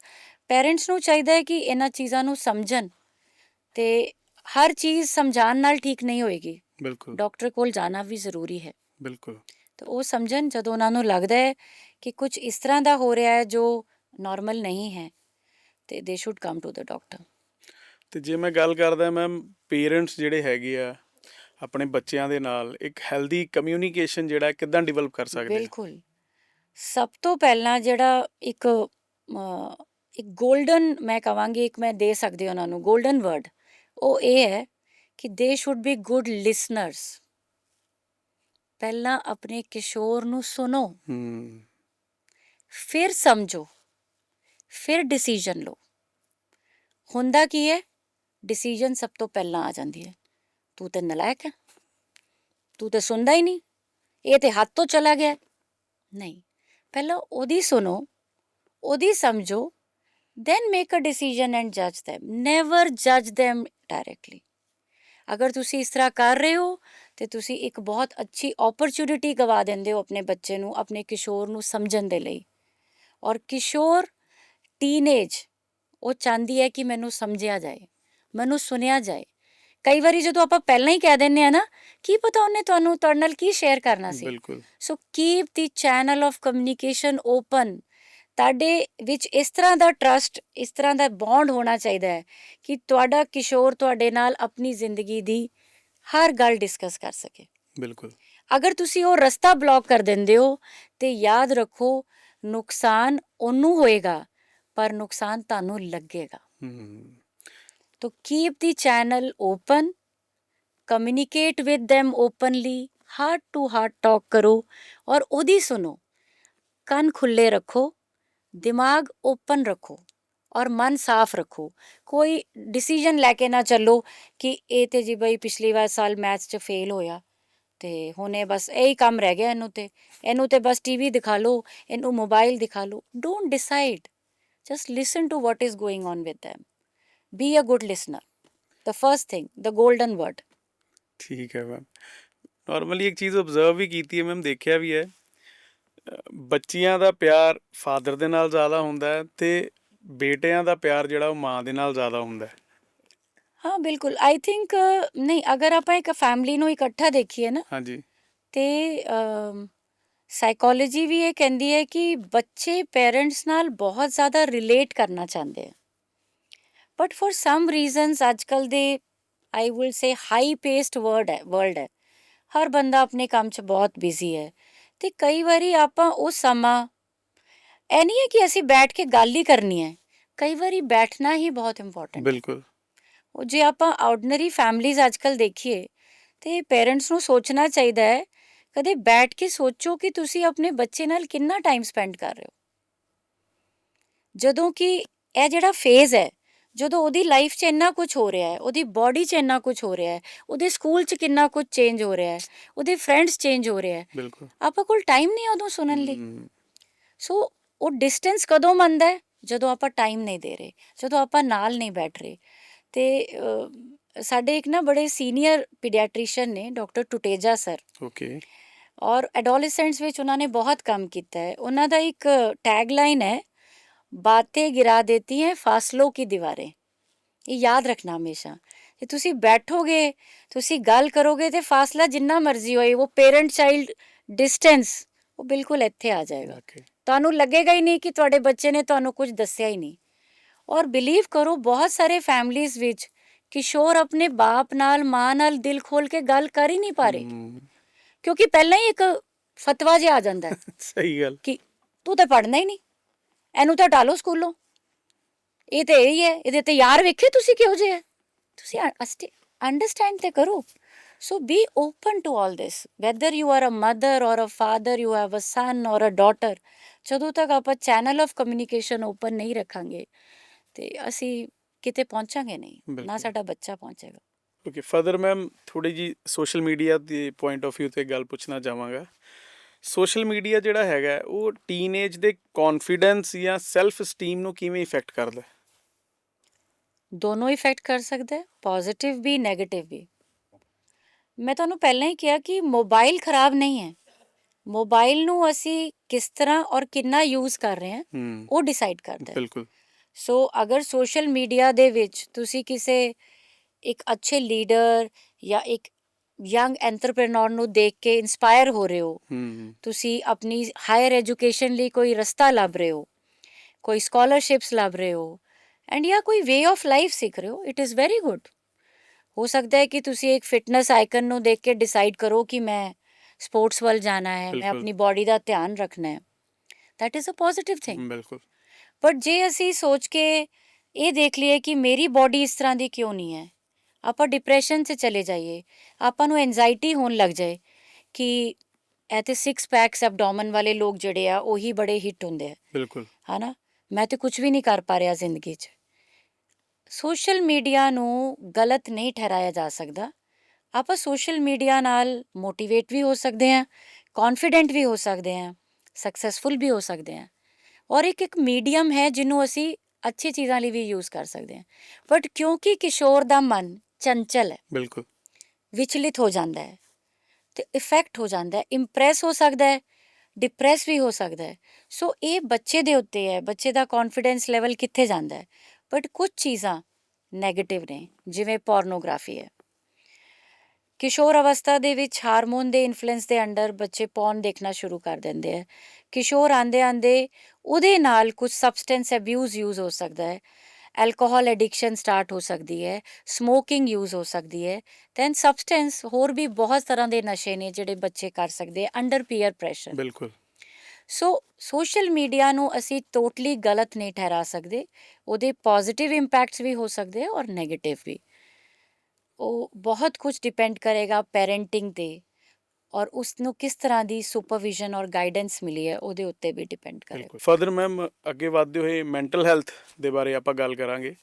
So WHO ਦੇ ਅਕੋਰਡਿੰਗ ਜੇ ਮੈਂ ਗੱਲ ਕਰਦਾ ਹਾਂ, 14% ਅਡੋਲੈਸੈਂਟ ਜਿਹੜੇ ਨੇ ਉਹ ਮੈਂਟਲ ਹੈਲਥ ਜਿਹੜੇ ਇਸ਼ੂਜ਼ ਜਿਹੜੇ ਨੇ ਉਹਨਾਂ ਨੂੰ ਫੇਸ ਕਰਦੇ ਨੇ। ਅਤੇ ਇੰਡੀਆ ਦੇ ਵਿੱਚ ਵੀ ਜੇ ਮੈਂ ਗੱਲ ਕਰਦਾ ਕਿ ਇਹਦੇ ਕੇਸਿਸ ਜਿਹੜੇ ਨੇ ਕਾਫੀ ਵੱਧ ਰਹੇ ਨੇ। ਅਤੇ ਇਸ ਦੇ ਅਕੋਰਡਿੰਗ ਪੇਰੈਂਟਸ ਨੂੰ ਕਿਹੜੇ ਸਾਈਨ ਐਂਡ ਸਿੰਪਟਮਸ ਤੋਂ ਜਿਹੜਾ ਹੈਗਾ ਥੋੜ੍ਹਾ ਜਿਹਾ ਸਮਝ ਲੈਣਾ ਚਾਹੀਦਾ ਹੈ ਕਿ ਸਾਡਾ ਬੱਚਾ ਜਿਹੜਾ ਉਹ ਡਿਪਰੈਸ਼ਨ ਵਾਲੇ ਪਾਸੇ ਨੂੰ ਜਾ ਰਿਹਾ? ਬਿਲਕੁਲ ਤੁਸੀਂ ਗੱਲ ਸਹੀ ਕਹੀ ਹੈ।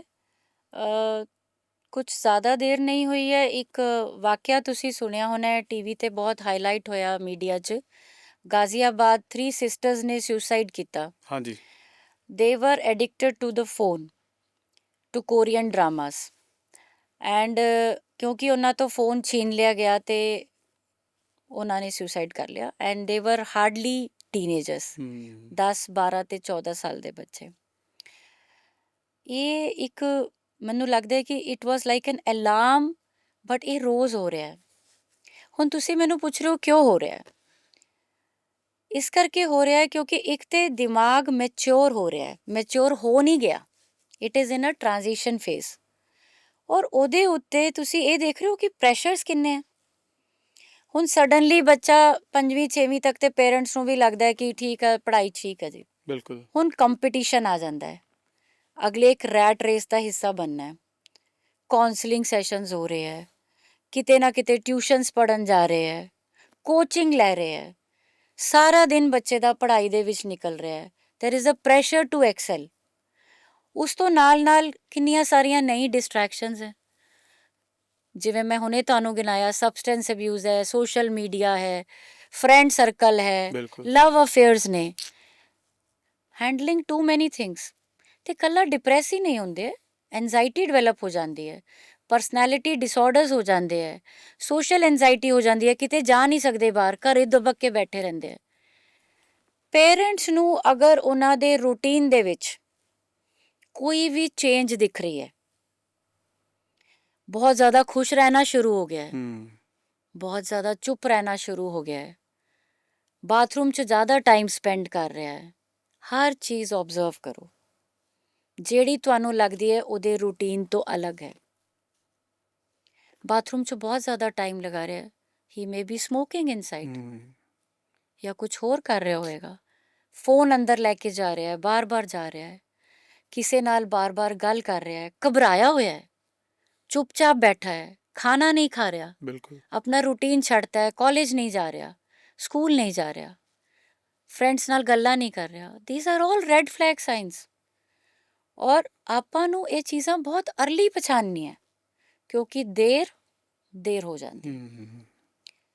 ਔਰ ਅਗਰ ਤੁਹਾਨੂੰ ਉਹਦੇ ਰੂਟੀਨ ਦੇ ਵਿੱਚ, ਉਹਦੇ ਸੁਭਾਅ ਦੇ ਵਿੱਚ ਕੋਈ ਵੀ ਚੇਂਜ ਦਿਖ ਰਹੀ ਹੈ ਜੋ ਤੁਹਾਨੂੰ ਲੱਗਦਾ ਹੈ ਕਿ ਰੀਸੈਂਟ ਔਰਿਜਿਨ ਹੈ, ਹੁਣੇ ਆਈ ਹੈ, ਬੀ ਕੁਇਕ ਟੂ ਫਸਟ ਤੁਸੀਂ ਆਪਣੀ ਤਰਫ ਤੇ ਉਹਨੂੰ ਹੈਂਡਲ ਕਰ ਰਹੇ ਹੋ, ਬਟ ਨਾਲ ਦੇ ਨਾਲ ਡਾਕਟਰੀ ਸਲਾਹ ਉਸੇ ਵੇਲੇ ਲਓ। ਬਿਲਕੁਲ। Don't ignore anything you find abnormal, ਕਿਉਂਕਿ ਅਸੀਂ ਕੇਸਸ ਦੇਖਦੇ ਹਾਂ ਜਿਹਦੇ ਵਿੱਚ ਪੇਰੈਂਟਸ ਛੋਟੀਆਂ ਚੀਜ਼ਾਂ ਇਗਨੋਰ ਕਰ ਦਿੰਦੇ ਹੈ। ਹਫਤਾ ਹੋ ਗਿਆ ਬੱਚੇ ਨੇ ਘਰ ਲੰਚ ਨਹੀਂ ਕੀਤਾ, ਰੋਜ਼ ਕਹਿ ਦਿੰਦਾ ਕਿ ਮੈਂ ਬਾਹਰੋਂ ਖਾ ਰਿਹਾ, ਥੋੜਾ ਚੈੱਕ ਤੇ ਕਰੋ, ਇਜ਼ ਹੀ ਈਟਿੰਗ? ਉਹਨੂੰ ਬਾਰ-ਬਾਰ ਬੁਖਾਰ ਆ ਰਿਹਾ ਹੈ, ਕਹਿੰਦਾ ਕਿ ਮੈਂ ਸਕੂਲ ਤੋਂ ਜਲਦੀ ਆ ਗਿਆ ਕਿ ਮੈਨੂੰ ਬੁਖਾਰ ਆ ਰਿਹਾ ਸੀ, ਤੁਸੀਂ ਥੋੜਾ ਪੁੱਛ ਤੇ ਲਓ, maybe that is a sign ਉਹ ਸਕੂਲ ਜਾ ਹੀ ਨਹੀਂ ਰਿਹਾ, ਬਿਲਕੁਲ। ਉੱਥੇ ਕੁਝ ਇਹੋ ਜਿਹਾ ਫੈਕਟਰ ਹੈ, ਉਹਨੂੰ ਬੁਲੀ ਕੀਤਾ ਜਾ ਰਿਹਾ ਹੈ, ਜਾਂ ਕੋਈ ਇਸ਼ੂ ਹੈ, ਅਕੈਡਮਿਕ ਸਟ੍ਰੈਸ ਹੈ, ਕੋਚਿੰਗ ਸਟ੍ਰੈਸ ਹੈ। ਨਹੀਂ ਬਈ ਬੈਗ ਪਕੜ ਚਲੇ ਜਾ, ਨਹੀਂ, ਇਸ ਤਰ੍ਹਾਂ ਨਹੀਂ ਹੈ। You have to be very careful. Any red flag sign that you see, ਬੱਚੇ ਦਾ ਰੂਟੀਨ ਚੇਂਜ ਹੋਇਆ ਹੈ, ਬੱਚਾ ਚੁੱਪ ਜ਼ਿਆਦਾ ਰਹਿ ਰਿਹਾ, ਬੱਚਾ ਬਹੁਤ ਜ਼ਿਆਦਾ ਆਊਟਸਪੋਕਨ ਹੋ ਗਿਆ, ਜ਼ਿਆਦਾ ਗੱਲਾਂ ਕਰਨ ਲੱਗ ਗਿਆ, ਖੁਸ਼ ਰਹਿੰਦਾ ਹੈ, ਜੋ ਵੀ ਤੁਸੀਂ ਕਹਿ ਰਹੇ ਹੋ ਮੰਨਦਾ ਜਾ ਰਿਹਾ, ਉਹਦਾ ਰੂਟੀਨ ਨਹੀਂ ਸੀ ਇਹ। You should be very watchful. It's alarming sign ਕਿ ਯੈਸ ਕਿਉਂ ਯੈਸ, ਹੋ ਰਿਹਾ, ਜੋ ਵੀ ਰੂਟੀਨ ਤੋਂ ਅਲੱਗ ਹੈ ਉਹਨੂੰ ਇੰਪੋਰਟੈਂਸ ਦਿਓ, ਉਹਨੂੰ ਅੰਡਰਸਟੈਂਡ ਕਰੋ, and then take a decision. ਔਰ ਤੁਹਾਨੂੰ ਲੱਗ ਰਿਹਾ ਤੇ ਡਾਕਟਰ ਕੋਲ ਇਮੀਡੀਏਟਲੀ ਲੈ ਕੇ ਜਾਓ। ਤੇ ਜੇ ਇਸੇ ਦੇ ਅਕੋਰਡਿੰਗ ਵੀ ਮੈਂ ਗੱਲ ਕਰਦਾ ਹਾਂ, ਅਕੈਡਮਿਕ ਪ੍ਰੈਸ਼ਰ ਮੈਮ ਕਿੰਨਾ ਕੁ ਬੱਚੇ ਦੀ ਮੈਂਟਲ ਹੈਲਥ ਨੂੰ ਇੰਪੈਕਟ ਕਰਦਾ?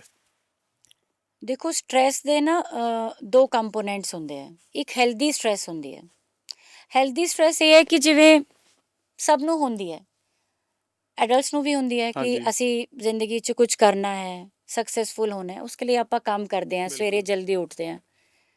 ਹੈਲਦੀ ਸਟ੍ਰੈਸ ਤੁਹਾਨੂੰ ਮੋਟੀਵੇਟ ਕਰਦੀ ਹੈ, ਤੁਹਾਡੇ ਤੋਂ ਕੰਮ ਕਰਾਉਂਦੀ ਹੈ। ਪਰ ਜਿਹੜੀ ਟੌਕਸਿਕ ਸਟ੍ਰੈਸ ਹੈ, ਜਦੋਂ ਸਟ੍ਰੈਸ ਟੌਕਸਿਕ ਹੋ ਜਾਏਗੀ ਉਹ ਬੱਚਾ ਹੈਂਡਲ ਨਹੀਂ ਕਰ ਪਾਏਗਾ। ਇਹਦਾ ਇੱਕ ਇੰਪੈਕਟ ਕੀ ਹੈ?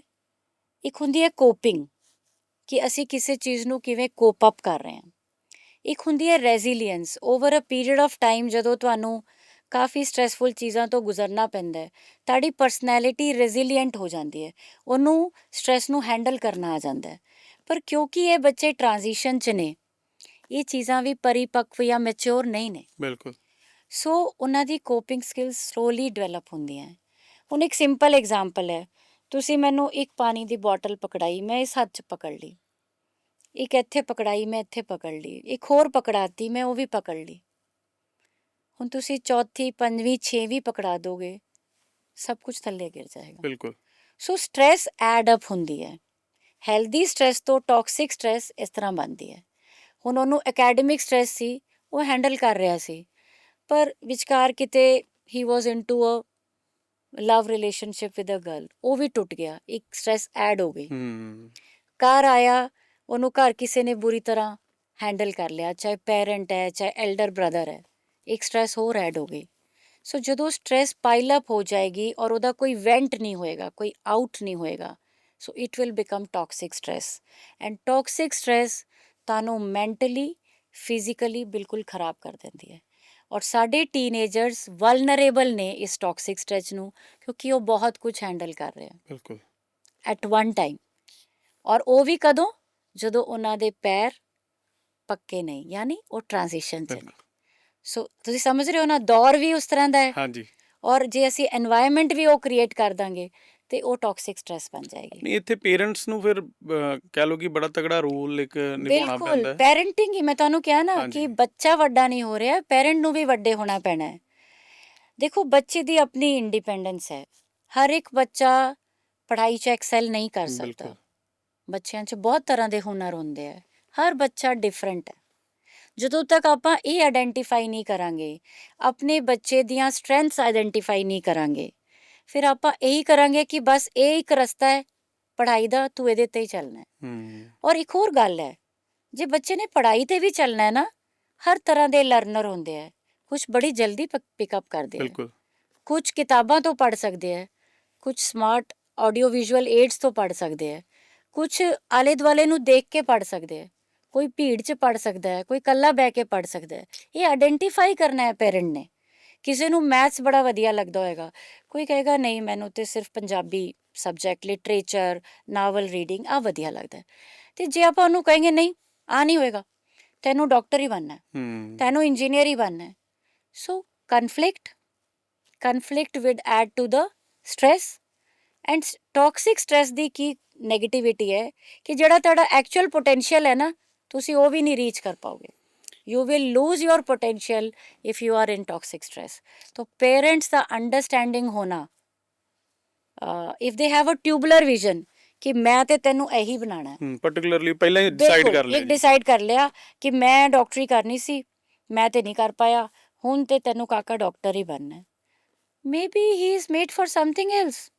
He can be an actor, ਬਿਲਕੁਲ he can be something else, he can be a writer, a singer। ਤੇ ਇਸ ਚੀਜ਼ ਲਈ ਇਹ ਫੇਜ਼ ਬਹੁਤ ਇੰਪੋਰਟੈਂਟ ਹੈ। ਮੈਂ ਤੁਹਾਨੂੰ ਸ਼ੁਰੂ 'ਚ ਕਿਹਾ ਸੀ ਕਿ ਪਰਸਨਲ ਔਰ ਪ੍ਰੋਫੈਸ਼ਨਲ ਜੋ ਜ਼ਿੰਦਗੀ ਹੈ, ਉਹਦੀ ਜਿਹੜੀ ਫਾਊਂਡੇਸ਼ਨ ਹੈ, ਉਹ ਇੱਥੇ ਕਿਤੇ ਡਿਸਾਈਡ ਹੋ ਰਹੀ ਹੁੰਦੀ ਹੈ।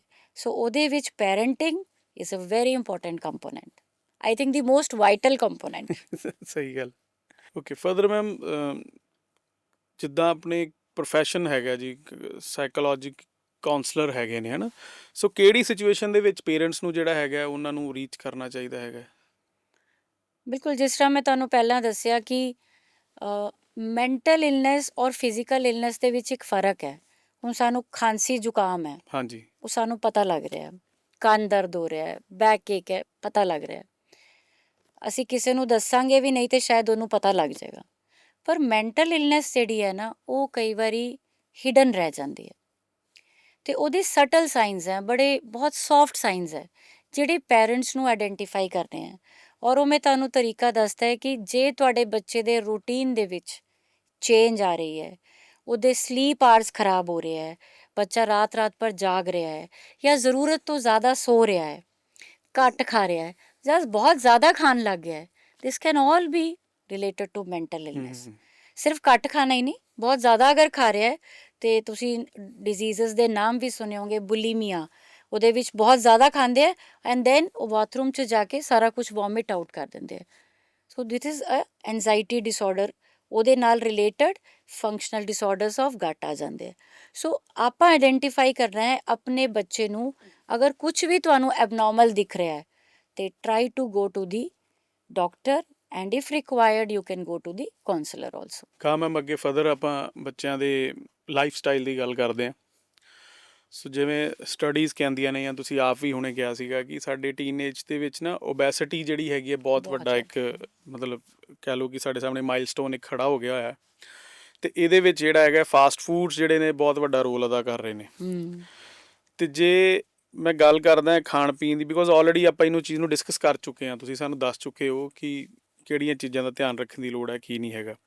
ਸੋ ਇਹਨੂੰ ਮੈਂ ਪਾਸ ਔਨ ਕਰਦਾ ਹੋਇਆ ਮੈਂ ਗੱਲ ਕਰਾਂਗਾ ਸਲੀਪ ਦੀ, ਸੌਣ ਦੇ ਉੱਤੇ, ਕਿ ਬੱਚਿਆਂ ਨੂੰ ਕਿੰਨੇ ਕੁ ਘੰਟੇ ਦੀ ਜਿਹੜੀ ਨੀਂਦ ਜਿਹੜੀ ਹੈਗੀ ਹੈ ਉਹ ਜ਼ਰੂਰੀ ਹੈ ਤੇ ਸਾਨੂੰ ਦੇਣੀ ਚਾਹੀਦੀ ਹੈਗੀ ਹੈ? ਬਿਲਕੁਲ, ਇਹ ਬਹੁਤ ਇੰਪੋਰਟੈਂਟ ਹੈ, ਬਿਕੋਜ਼ ਬਹੁਤ ਸਾਰੇ ਪੇਰੈਂਟਸ ਨਾ ਬੱਚਿਆਂ ਨੂੰ ਕਹਿੰਦੇ ਰਹਿੰਦੇ ਸਾਰਾ ਦਿਨ ਸੁੱਤਾ ਰਹਿੰਦਾ। ਬਿਲਕੁਲ।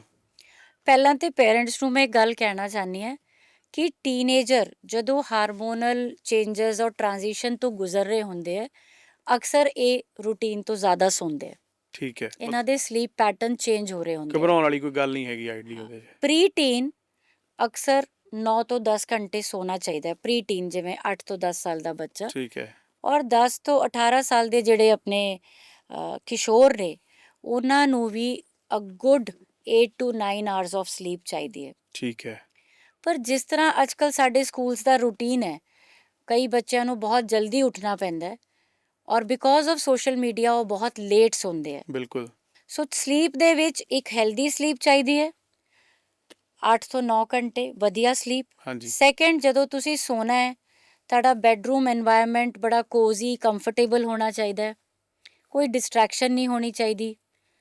ਪੈਰੈਂਟਸ ਨੂੰ ਇੱਕ ਰਿਕੁਐਸਟ ਹੈ ਕਿ ਆਪਣੇ ਬੈਡਰੂਮਸ ਦੇ ਵਿੱਚੋਂ ਟੀਵੀ ਹਟਾ ਦਿਓ, ਕਿਉਂਕਿ ਅਕੇਲੇ ਬੱਚੇ ਹੀ ਨਹੀਂ, ਪੈਰੈਂਟਸ ਵੀ ਲੇਟ ਨਾਈਟ ਤੱਕ ਟੀਵੀ ਦੇਖਦੇ ਹੈ, ਮੋਬਾਈਲ ਦੇਖਦੇ ਹੈ। ਗੈਜਟਸ ਨੂੰ ਘੱਟੋ ਘੱਟ 1 ਤੋਂ 1.5 ਘੰਟਾ ਪਹਿਲਾਂ ਨੀਂਦ ਤੋਂ ਆਪਾਂ ਨੂੰ ਦੂਰ ਕਰ ਦੇਣਾ ਹੈ, ਬਿਕੋਜ਼ ਜਿਹੜੀ ਸਕਰੀਨ ਹੈ ਉਹ ਤੁਹਾਡੀ ਸਲੀਪ ਕੁਆਲਿਟੀ ਨੂੰ ਖਰਾਬ ਕਰਦੀ ਹੈ। ਬਿਲਕੁਲ। ਔਰ ਵੈਸੇ ਹੀ same goes for junk food. ਇਹਨਾਂ ਦੇ ਵਿੱਚ ਬਹੁਤ ਸਾਰੇ ਇਹੋ ਜਿਹੇ ਪ੍ਰੈਜ਼ਰਵੇਟਿਵਸ ਔਰ ਕੈਮੀਕਲਸ ਹੁੰਦੇ ਹੈ ਜਿਹੜੇ ਤੁਹਾਡੀ ਸਲੀਪ ਨੂੰ ਡਿਸਰਪਟ ਕਰਦੇ ਹੈ। ਔਰ ਯਾਦ ਰੱਖੋ, ਟੀਨੇਜ ਲਈ ਅੱਛੀ ਨੀਂਦ ਲੈਣਾ ਬਹੁਤ ਜ਼ਰੂਰੀ ਹੈ।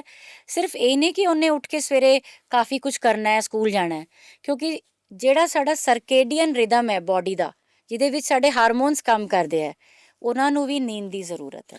ਬਿਕੋਜ਼ ਕਿਉਂਕਿ ਐਸ ਪਰ ਸਟੱਡੀਜ਼ ਸਰਵੇ ਸੀਗਾ, ਮੈਂ ਦੇਖ ਰਿਹਾ ਸੀਗਾ, ਉਹ 'ਚ ਲਿਖਿਆ ਕਿ 60% ਟੀਨਏਜਰ ਜਿਹੜੇ ਨੇ ਉਹ ਆਪਣੀ ਨੀਂਦ ਪੂਰੀ ਨਹੀਂ ਕਰਦੇ, ਕਰ ਪਾ ਰਹੇ, ਕਿਉਂਕਿ ਸਕੂਲ ਬਹੁਤ ਜਲਦੀ ਲੱਗਦੇ ਨੇ, ਹਾਂਜੀ, ਰਾਤ ਨੂੰ ਲੇਟ ਨਾਈਟ ਬਹੁਤ ਸਾਰਾ ਡਿਸਟਰੈਕਸ਼ਨਸ ਹੈ ਸਾਡੀ ਬਿਲਕੁਲ। ਜ਼ਿੰਦਗੀਆਂ 'ਚ, ਤੇ ਉਹਨਾਂ ਨੂੰ ਹਾਰਡਲੀ 6 ਆਵਰਸ ਮਿਲ ਰਹੇ ਹੈ।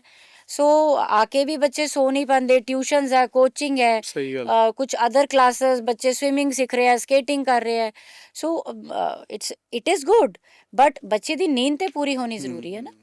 ਨਹੀਂ, ਕਿਉਂਕਿ ਅੱਜ ਕੱਲ੍ਹ ਮੈਂ ਮੇਨਲੀ ਦੇਖਿਆ ਜਾ ਰਿਹਾ, ਜਿਵੇਂ ਜਿਵੇਂ ਅੰਮ੍ਰਿਤਸਰ ਦੀ ਗੱਲ ਕਰਦੇ ਹਾਂ, ਆਊਟਰ ਏਰੀਆ ਸਕੂਲਸ ਜਿਹੜੇ ਨੇ, ਸਵੇਰੇ 6 ਵਜੇ ਵੈਨਸ ਆ ਜਾਂਦੀਆਂ ਨੇ ਬੱਚਿਆਂ ਨੂੰ ਲੈਣ ਲਈ। ਜੇ 6 ਵਜੇ ਉਹਨੇ ਵੈਨ ਦੇ ਵਿੱਚ ਬੈਠਣਾ ਤੇ ਮਿਨੀਮਮ 5 ਵਜੇ ਤੇ ਉੱਠੇਗਾ ਹੀ ਬੱਚਾ, ਹੈ ਨਾ। ਤੇ 8 ਵਜੇ ਸਕੂਲ ਲੱਗਣਾ ਹੈ, 1.5 ਤੋਂ 2 ਘੰਟੇ ਉਹ ਵੈਨ ਦੇ ਵਿੱਚ ਰਹਿੰਦੇ ਨੇ। ਸ਼ਾਮੀ 2 ਤੋਂ 3 ਵਜੇ ਛੁੱਟੀ ਹੋ ਰਹੀ ਹੈ, ਘਰੇ ਪਹੁੰਚਦਿਆਂ 5 ਤੋਂ 6 ਵੱਜ ਜਾਂਦੇ ਨੇ, ਫਿਰ ਉਹ ਘਰੇ ਵੀ ਪੜ੍ਹਾਉਣਾ ਪੈਂਦਾ ਹੈ। ਤੇ ਇਹ ਚੀਜ਼ਾਂ ਦੇ ਵਿੱਚ ਜਿਹੜਾ ਹੈਗਾ ਬੱਚੇ ਮਤਲਬ ਲਾਈਫ ਸਟਾਈਲ ਉਹਦਾ ਕਹਿ ਲਈ ਕਿ ਬਹੁਤ ਜ਼ਿਆਦਾ ਡਿਸਟਰਬ ਹੋ ਜਾਂਦਾ।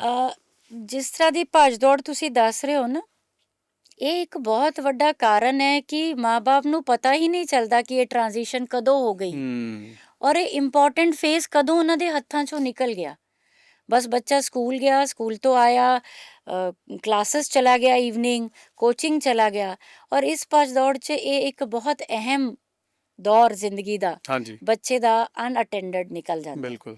ਔਰ ਉਹਦੇ ਕਰਕੇ ਫਿਜ਼ੀਕਲ ਐਂਡ ਮੈਂਟਲ ਪ੍ਰੋਬਲਮਸ ਆਉਂਦੀਆਂ ਨੇ। ਜੀ, ਇਹਦੇ ਨਾਲ ਮੈਂ ਗੱਲ ਕਰਦਾ, ਜਿੱਦਾਂ ਫਿਜ਼ੀਕਲ ਐਕਟੀਵਿਟੀਜ਼ ਜਾਂ ਸਪੋਰਟਸ ਐਕਟੀਵਿਟੀਜ਼ ਘੱਟ ਗਈਆਂ ਨੇ, ਤੇ ਉਹਦਾ ਬੱਚੇ ਦੇ ਉੱਤੇ ਆਉਣ ਵਾਲੇ ਫਿਊਚਰ ਦੇ ਉੱਤੇ ਕੀ ਇੰਪੈਕਟ ਪੜੇਗਾ? ਬਹੁਤ ਵੱਡਾ ਇੰਪੈਕਟ ਹੈ ਜੀ। WHO ਨੇ ਹੁਣ ਇੱਕ ਆਪਣਾ ਪੇਪਰ ਨਿਕਾਲ ਦਿੱਤਾ ਹੈ, ਓਕੇ, ਕਿ moderate to vigorous physical activity 1 ਘੰਟਾ 60 ਮਿੰਟਸ ਪਰ ਡੇ ਨੈਸੈਸਰੀ ਹੈ, ਜ਼ਰੂਰੀ ਹੈ।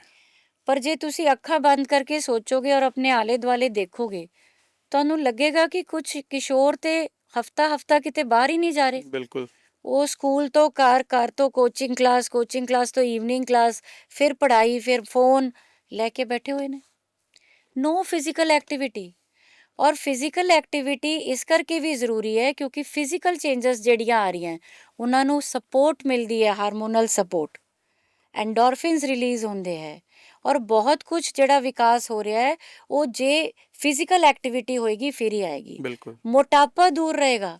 ਮੋਟਾਪਾ ਕਿਉਂ ਵੱਧ ਰਿਹਾ ਹੈ? ਕਿਉਂਕਿ ਬੱਚੇ ਬੈਠੇ ਰਹਿੰਦੇ ਹੈ, ਬਿਲਕੁਲ, ਪੜ੍ਹਾਈ ਲਈ, ਟਿਊਸ਼ਨਸ ਲਈ, ਮੋਬਾਈਲ ਦੇ ਅੱਗੇ, ਟੀਵੀ ਦੇ ਅੱਗੇ।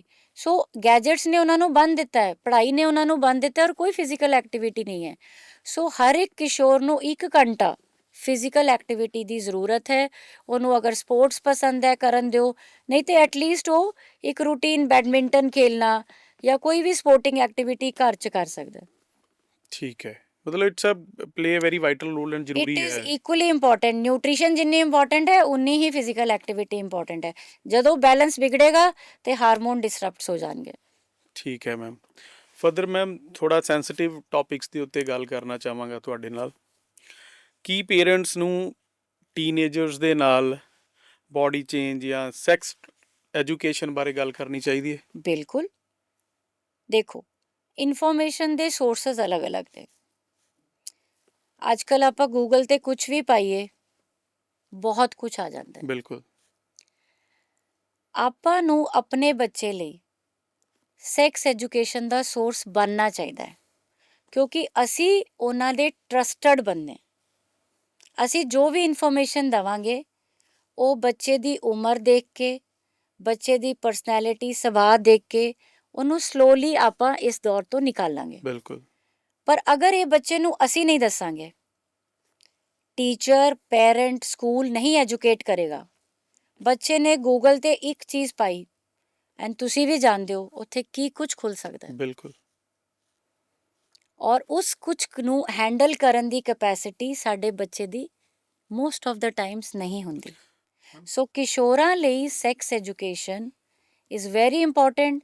It has to be comprehensive, age related, ਔਰ ਜਿਸ ਤਰ੍ਹਾਂ ਆਪਾਂ ਕਰਨੀ ਹੈ it has to be there with parents itself.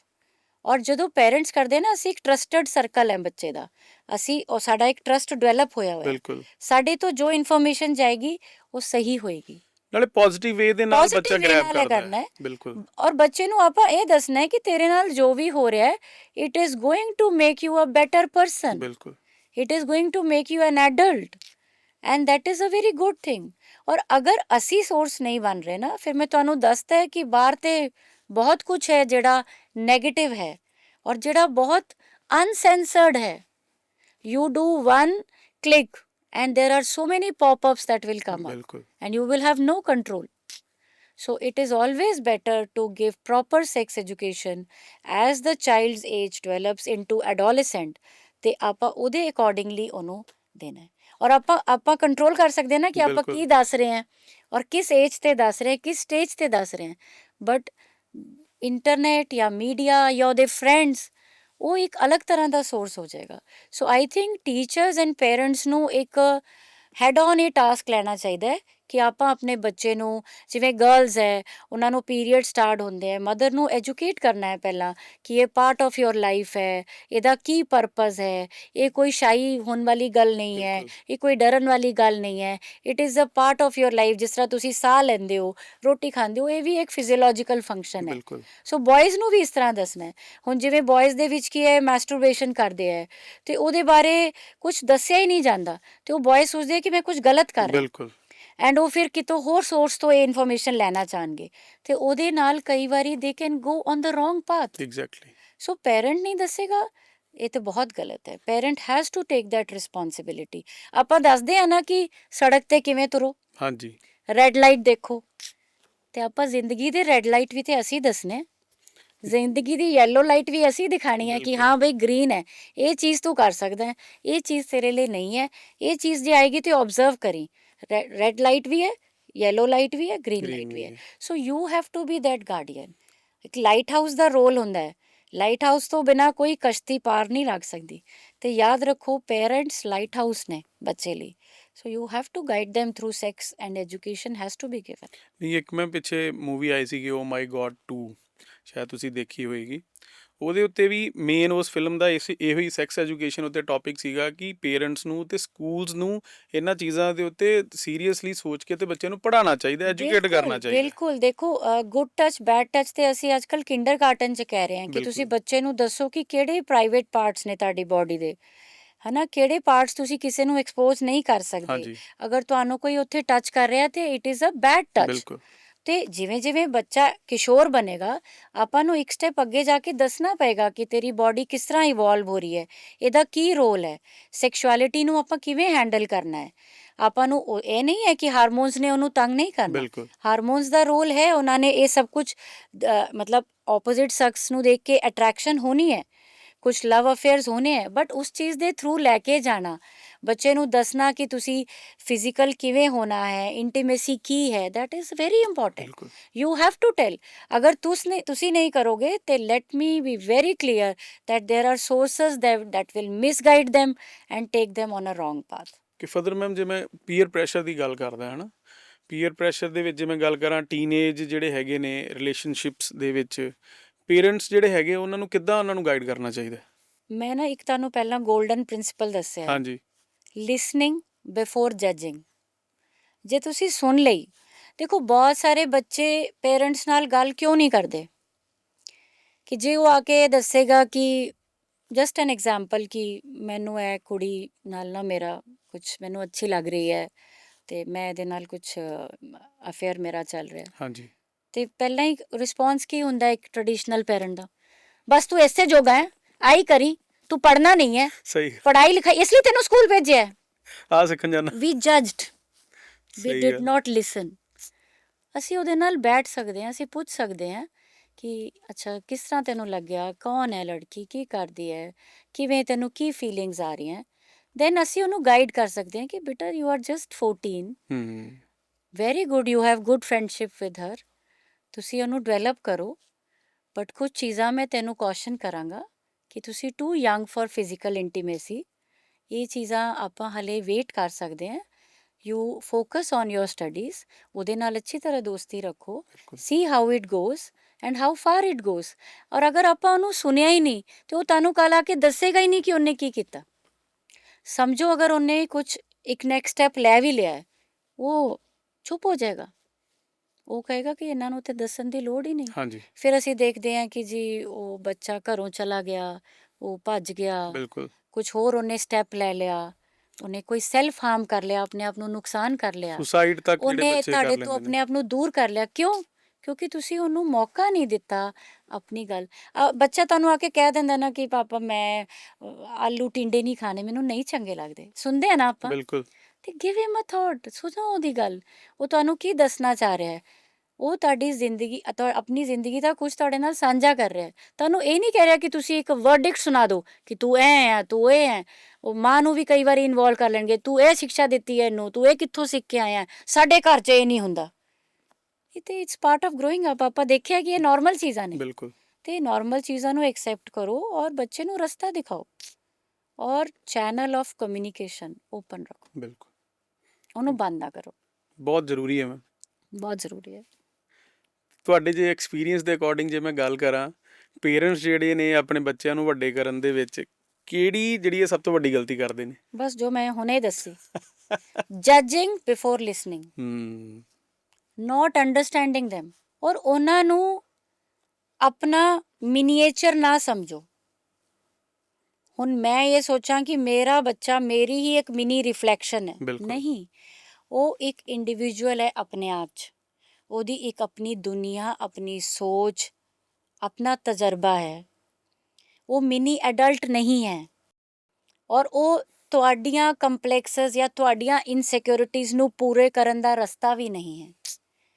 ਉਹ ਇੱਕ ਅਲੱਗ ਇਨਸਾਨ ਹੈ, ਬਿਲਕੁਲ ਉਹਦੇ ਬਹੁਤ ਕੁਝ ਚੀਜ਼ਾਂ ਤੁਹਾਡੇ ਤੋਂ ਅਲੱਗ ਹੋ ਸਕਦੀਆਂ ਨੇ, ਪਰ ਉਹਨੂੰ ਆਪਾਂ ਕਿਸ ਤਰ੍ਹਾਂ ਇੱਕ ਸਮਾਨ ਰਸਤੇ ਤੇ ਲੈ ਕੇ ਆਉਣਾ ਹੈ, ਇਹ ਤੁਹਾਡੀ ਪੈਰੈਂਟਿੰਗ ਤੇ ਡਿਪੈਂਡ ਕਰਦਾ ਹੈ, ਤੁਹਾਡੀ ਸੂਝ ਸਮਝ ਤੇ ਡਿਪੈਂਡ ਕਰਦਾ ਹੈ। ਸੋ ਪਹਿਲਾਂ ਸੁਣੋ, ਫਿਰ ਅੰਡਰਸਟੈਂਡ ਕਰੋ, then take a decision. Never ਜੱਜ before listening to them। Thumb rule ਬਣਾਉਣਾ ਚਾਹੀਦਾ ਥੰਬ ਵੈਸੇ। ਰੂਲ ਹੈ ਜੀ, ਬਿਲਕੁਲ ਥੰਬ ਰੂਲ ਹੈ, ਬੀ ਅ ਗੁੱਡ ਲਿਸਨਰ। ਔਰ ਸੈਕੰਡ, ਅਗਰ ਤੁਸੀਂ ਮੈਨੂੰ ਗੱਲ ਪੁੱਛੋ, ਉਹੀ ਗੱਲ, ਬੱਚਿਆਂ ਨੂੰ ਸ਼ਾਇਦ ਬਹੁਤ ਕੁਝ ਚਾਹੀਦਾ ਹੁੰਦਾ ਹੈ ਤੁਹਾਡੇ ਕੋਲੋਂ, ਪਰ ਸਭ ਤੋਂ ਇੰਪੋਰਟੈਂਟ ਚੀਜ਼ ਜੋ ਤੁਹਾਡੀ ਚਾਹੀਦੀ ਹੈ, ਉਹ ਸਮਾਂ ਚਾਹੀਦਾ ਹੈ। ਬਿਲਕੁਲ ਕਿਉਂਕਿ ਸਮਾਂ ਦਓਗੇ ਤੇ ਸੁਣੋਗੇ, ਸੁਣੋਗੇ ਤੇ ਸਮਝੋਗੇ, ਤੇ ਸਮਝੋਗੇ ਤੇ ਇਕੱਠੇ ਤੁਰ ਪਾਓਗੇ। ਨਹੀਂ ਬਿਲਕੁਲ ਮੈਮ, ਇਹ ਬੜਾ ਜ਼ਰੂਰੀ ਹੈ ਬਿਕੋਜ਼ ਕਿਉਂਕਿ ਨਾ ਸਾਡੇ ਜਿੰਨੇ ਫਰੈਂਡ ਸਰਕਲ ਫੋਰਨ ਦੇ ਵਿੱਚ ਰਹਿ ਰਹੇ ਨੇ, ਸਾਡੇ ਨਾਲ ਪੜ੍ਹੇ ਲਿਖੇ ਚਲੇ ਗਏ ਉੱਥੇ, ਤੇ ਕਾਫੀ ਚੀਜ਼ ਜਿਹੜੀ ਹੈ ਦੇਖਣ ਨੂੰ ਮਿਲ ਰਹੀ ਹੈ ਕਿ ਉਹਨਾਂ ਦੇ ਬੱਚਿਆਂ ਨੂੰ, ਜਿੱਦਾਂ ਆਪਾਂ ਹੁਣੇ ਗੱਲ ਕੀਤੀ ਸੀਗੀ ਕਿ ਆਟਿਜ਼ਮ ਵਗੈਰਾ ਦੀਆਂ ਪ੍ਰੋਬਲਮਸ ਜਿਹੜੀਆਂ ਨੇ ਕਾਫੀ ਫੇਸ ਕਰਨੀਆਂ ਪੈਂਦੀਆਂ ਨੇ, ਬਿਕੋਜ਼ ਕਿਉਂਕਿ ਉਹ ਟਾਈਮ ਨਹੀਂ ਦੇ ਪਾਉਂਦੇ। ਬਿਲਕੁਲ ਬੱਚਾ 2 ਸਾਲ ਦਾ 2.5 ਸਾਲ ਦਾ ਹੁੰਦਾ ਹੈ ਤੇ ਉਹ ਸਕੂਲਸ ਜਿਹੜੇ ਬੱਚੇ ਸੰਭਾਲਣ ਵਾਲੇ ਹੁੰਦੇ ਉੱਥੇ ਛੱਡ ਆਉਂਦੇ ਨੇ, ਰਾਈਟ। ਉੱਥੇ ਬੱਚਾ ਆਪਣੇ ਹਿਸਾਬ ਨਾਲ ਪਲਦਾ ਹੈ ਨਾ, ਤੇ ਉਹ ਬੜਾ ਇੱਕ ਕਰੂਸ਼ੀਅਲ ਫੇਸ ਜਾਂ ਇੰਪੈਕਟ ਬਹੁਤ ਪੈਂਦਾ ਹੈਗਾ ਬੱਚੇ ਦੀ ਲਾਈਫ ਦੇ ਉੱਤੇ ਉਸ ਚੀਜ਼ ਦਾ। ਤੁਸੀਂ ਦੇਖੋ, ਪਹਿਲਾਂ ਜਿਵੇਂ ਆਪਾਂ ਆਪਣਾ ਪੁਰਾਣਾ ਕੁਝ 30-40 ਸਾਲ ਪੁਰਾਣਾ ਦੇਖੀਏ, ਹਾਂਜੀ ਤੇ ਜੁਆਇੰਟ ਫੈਮਲੀਜ਼ ਵਿੱਚ ਜੇ ਪਿਓ ਨਹੀਂ ਵੀ ਹੈ, ਬੱਚਾ ਚਾਚੇ ਨਾਲ ਗੱਲ ਕਰ ਲੈਂਦਾ ਬਿਲਕੁਲ ਸੀ, ਬਿਲਕੁਲ ਬਿਲਕੁਲ ਠੀਕ ਹੈ। ਅਗਰ ਉਹਦੀ ਭੂਆ ਨਾਲ ਬਹੁਤ ਬਣਦੀ ਹੈ ਤੇ ਭੂਆ ਨੂੰ ਦੱਸ ਦਿੰਦਾ ਸੀ ਕਿ ਮੇਰੇ ਲਾਈਫ 'ਚ ਇਹ ਚੱਲ ਰਿਹਾ। ਹਾਂਜੀ ਗੱਲ ਤੇ ਗੱਲ ਹੀ ਹੈ ਨਾ, ਬਿਲਕੁਲ ਬਾਤ ਤੇ ਬਾਤ ਹੀ ਹੈ, ਕਮਿਊਨੀਕੇਸ਼ਨ ਹੀ ਹੈ। ਬਿਲਕੁਲ ਸੋ ਉਹ ਕਮਿਊਨੀਕੇਸ਼ਨ, ਹੁਣ ਇੰਨੀ ਛੋਟੀ ਫੈਮਲੀਜ਼ ਹੋ ਗਈਆਂ ਕਿ ਅਗਰ ਪੇਰੈਂਟ ਵੀ ਬੱਚੇ ਨਾਲ ਕਮਿਊਨੀਕੇਟ ਨਹੀਂ ਕਰੇਗਾ ਤੇ ਉਹ ਕਿੱਥੇ ਜਾਏਗਾ? ਉਹ ਤੇ ਆਪਣੇ ਲਈ ਕੋਈ ਚੀਜ਼ ਲੱਭੇਗਾ ਹੀ ਨਾ। ਐਗਜ਼ੈਕਟਲੀ। ਔਰ ਅਕਸਰ ਉਹ ਜਿਹੜਾ ਰਸਤਾ ਲੱਭਣਗੇ ਉਹ ਪਰਫੈਕਟ ਜਾਂ ਸਹੀ ਨਹੀਂ ਹਾਂ, ਹੋਏਗਾ। ਫਿਰ ਸਾਨੂੰ ਪਸੰਦ ਨਹੀਂ ਆਉਂਦਾ ਤੇ ਨਾ, ਫਿਰ ਠੀਕ ਨਹੀਂ ਉਸ ਹੁੰਦਾ। ਕਰਕੇ ਆਪਾਂ ਨੂੰ ਹੀ ਉਹ ਬਣਨਾ ਪਏਗਾ। We have to be there support system, we have to be there happy place, ਜਿਹਦੇ ਕੋਲ ਆ ਕੇ ਉਹਨਾਂ ਨੂੰ ਲੱਗੇ ਕਿ ਇੱਥੇ ਤੇ ਮੈਂ ਸਭ ਕੁਝ ਕਹਿ ਸਕਦਾ, ਬਿਲਕੁਲ। ਇੱਥੇ ਮੈਂ ਸੇਫ ਹਾਂ। ਇਹ ਨਹੀਂ ਕਿ ਉਹਨੂੰ ਲੱਗੇ ਕਿ ਇੱਥੇ ਤੇ ਮੈਂ ਡਰ ਡਰ ਕੇ ਜਾਣਾ ਹੈ, ਹਾਂਜੀ। ਮੈਂ ਕੁਝ ਕਹਿ ਹੀ ਨਹੀਂ ਸਕਦਾ, ਮੈਂ ਆਪਣਾ ਕੁਝ ਦਿਖਾ ਹੀ ਨਹੀਂ ਸਕਦਾ, ਹੈ ਨਾ। So I think parents have to be really the lighthouses for their adolescents. ਠੀਕ ਹੈ ਮੈਮ, ਹੁਣ ਲਾਸਟ ਦੇ ਵਿੱਚ ਆਪਾਂ ਇੱਕ ਰੈਪਿਡ ਫਾਇਰ ਰਾਊਂਡ ਕਰਾਂਗੇ। ਓਕੇ। ਸੋ ਉਹਦੇ ਵਿੱਚ ਸਭ ਤੋਂ ਪਹਿਲਾਂ ਮੈਂ ਤੁਹਾਨੂੰ ਪੁੱਛਣਾ ਚਾਹਾਂਗਾ, ਕਿਹੜੀ ਇੱਕ ਹੈਬਿਟ ਜਿਹੜੀ ਹੈਗੀ ਹੈ ਹਰ ਟੀਨੇਜਰ ਨੂੰ ਫੋਲੋ ਕਰਨੀ ਚਾਹੀਦੀ ਹੈ? ਆਈ ਥਿੰਕ ਬਹੁਤ ਅੱਛੀ ਤਰ੍ਹਾਂ ਸੋਣਾ ਚਾਹੀਦਾ ਹੈ, ਬਹੁਤ ਵਧੀਆ ਖਾਣਾ ਚਾਹੀਦਾ ਹੈ, ਔਰ ਹਰ ਚੀਜ਼ ਦੇ ਲਈ ਆਪਣੀ ਸੋਚ ਨੂੰ ਪੋਜ਼ਿਟਿਵ ਰੱਖ ਕੇ ਚੱਲਣਾ ਚਾਹੀਦਾ ਹੈ। ਐਂਡ ਇੱਕ ਟਰਸਟ ਡਿਵੈਲਪ ਕਰਨਾ ਚਾਹੀਦਾ ਹੈ ਆਪਣੇ ਇਮੀਡੀਏਟ ਫੈਮਿਲੀ ਮੈਂਬਰਸ ਨਾਲ, okay. Because they are the safest and the happiest place they can be. Parents ਨੂੰ ਟੀਨੇਜਰ ਦੇ ਨਾਲ ਕਿਹੜੀ ਗਲਤੀ ਅਵੋਇਡ ਕਰਨੀ ਚਾਹੀਦੀ ਹੈ? Stop judging them. That's the biggest thing. Give them time and stop judging them. And don't consider them to be your mini versions. ਠੀਕ ਹੈ। ਇਹ ਤੇ ਬਿਲਕੁਲ ਮੇਰੇ ਵਰਗਾ ਹੈ, ਆਪਾਂ ਬਹੁਤ ਮਾਣ ਨਾਲ ਕਹਿੰਦੇ ਆ, ਹਾਂਜੀ। ਬਟ ਉਹਨੂੰ ਆਪਣੇ ਵਰਗਾ ਬਣਾਉਣ ਦੇ ਲਈ ਉਹਦੀ ਆਈਡੈਂਟੀਟੀ ਖਤਮ ਨਹੀਂ ਨਹੀਂ ਕਰਨੀ ਹੋਣੀ, ਹੈ। ਬਿਲਕੁਲ। ਉਹਦੀ ਆਪਣੀ ਆਈਡੈਂਟੀਟੀ ਹੈ। ਤੇ ਜੇ ਮੈਂ ਗੱਲ ਕਰਾਂ, ਟੀਨੇਜਰ ਜਿਹੜੇ ਨੇ ਆਪਣੇ ਪੇਰੈਂਟਸ ਤੋਂ ਕੀ ਐਕਸਪੈਕਟ ਕਰਦੇ ਨੇ? ਬਹੁਤ ਸਾਰਾ ਸਮਾਂ ਔਰ ਥੋੜੀ ਜੀ ਅੰਡਰਸਟੈਂਡਿੰਗ, ਇਹਦੇ ਨਾਲ ਹੀ ਕੰਮ ਬਣ ਜਾਏਗਾ। ਟੀਨੇਜਰ ਏਜ ਦਾ ਸਭ ਤੋਂ ਵੱਡਾ ਡੇਂਜਰ ਕੀ ਹੋ ਸਕਦਾ ਹੈ? ਡੇਂਜਰਸ ਤੇ ਬਹੁਤ ਸਾਰੇ ਨੇ। ਅਗਰ ਤੁਸੀਂ ਮੈਨੂੰ ਕਹੋ ਕਿ ਮੈਂ ਇੱਕ ਪੁਆਇੰਟ ਤੇ ਉਹਨਾਂ ਨੂੰ ਕਰ ਸਕਦੀ ਹਾਂ ਕਿ ਹਾਂ ਇਹੀ ਤੇਰੇ ਲਈ ਖਤਰੇ ਦੀ ਨਿਸ਼ਾਨੀ ਹੈ, ਇਸ ਸਮੇਂ ਨੂੰ ਇਹ ਸਮਝ ਕੇ ਸਪੈਂਡ ਨਾ ਕਰਨ ਕਿ ਇਹ ਸਮਾਂ ਦੁਬਾਰਾ ਨਹੀਂ ਆਏਗਾ। ਇਹੀ ਸਮਾਂ ਤੁਹਾਡੀ ਜ਼ਿੰਦਗੀ ਦੀ ਫਾਊਂਡੇਸ਼ਨ ਹੈ। ਇਸ ਸਮੇਂ ਨੂੰ ਸਾਂਭ ਲਓ। So life is yours, world is yours. So ਅਗਰ ਆਪਾਂ ਇਸ ਸਮੇਂ 'ਤੇ ਕੁਝ ਵੀ ਚੀਜ਼ ਉੱਪਰ ਨੀਚੇ ਕਰ ਜਾਂਦੇ ਆ, ਉਹਦੇ ਜਿਹੜੇ ਆਊਟਕਮਸ ਨੇ ਉਹ ਬੜੇ ਲੌਂਗ ਲਾਸਟਿੰਗ ਨੇ। ਤੇ ਆਪਣੇ ਲਈ ਜਿਓ, ਆਪਣੀ ਸਿਹਤ ਲਈ ਅੱਛੇ ਰੱਖੋ, ਮਨ ਔਰ ਤਨ ਸਾਫ਼ ਔਰ ਸੁਥਰਾ ਰੱਖੋ। Life is yours. ਠੀਕ ਹੈ। ਤੇ ਜੇ ਮੈਂ ਗੱਲ ਕਰਾਂ ਐਂਡ ਦੇ ਵਿੱਚ, ਮੈਮ ਤੁਸੀਂ ਐਡੋਲੈਸੈਂਟ ਜਿਹੜੇ ਸਾਡੇ ਟੀਨੇਜਰ ਨੇ, ਸ਼ਿਸ਼ੂ ਨੇ, ਇਹਨਾਂ ਨੂੰ ਕੀ ਮੈਸੇਜ ਦੇਣਾ ਚਾਹੋਗੇ? ਐਡੋਲੈਸੈਂਟਸ ਨੂੰ ਮੈਂ ਇੱਕੋ ਹੀ ਮੈਸੇਜ ਦਊਂਗੀ ਕਿ keep your mind, heart open. ਤੁਹਾਡੇ ਪੇਰੈਂਟਸ ਤੁਹਾਡੇ ਅਗੇਂਸਟ ਨਹੀਂ ਨੇ, ਇਹ ਸੋਸਾਇਟੀ, ਇਹ ਸਿਸਟਮ ਤੁਹਾਡੇ ਅਗੇਂਸਟ ਨਹੀਂ ਹੈ। ਤੁਹਾਡੇ ਅੰਦਰ ਜੋ ਚੇਂਜਸ ਹੋ ਰਹੀਆਂ ਨੇ ਉਹ ਪਾਰਟ ਆਫ ਗਰੋਇੰਗ ਅਪ ਹੈ, ਔਰ ਇਹ ਤੁਹਾਡੀ ਜ਼ਿੰਦਗੀ ਦਾ ਸਭ ਤੋਂ ਵਧੀਆ ਔਰ ਸੁਨਹਿਰਾ ਦੌਰ ਹੈ।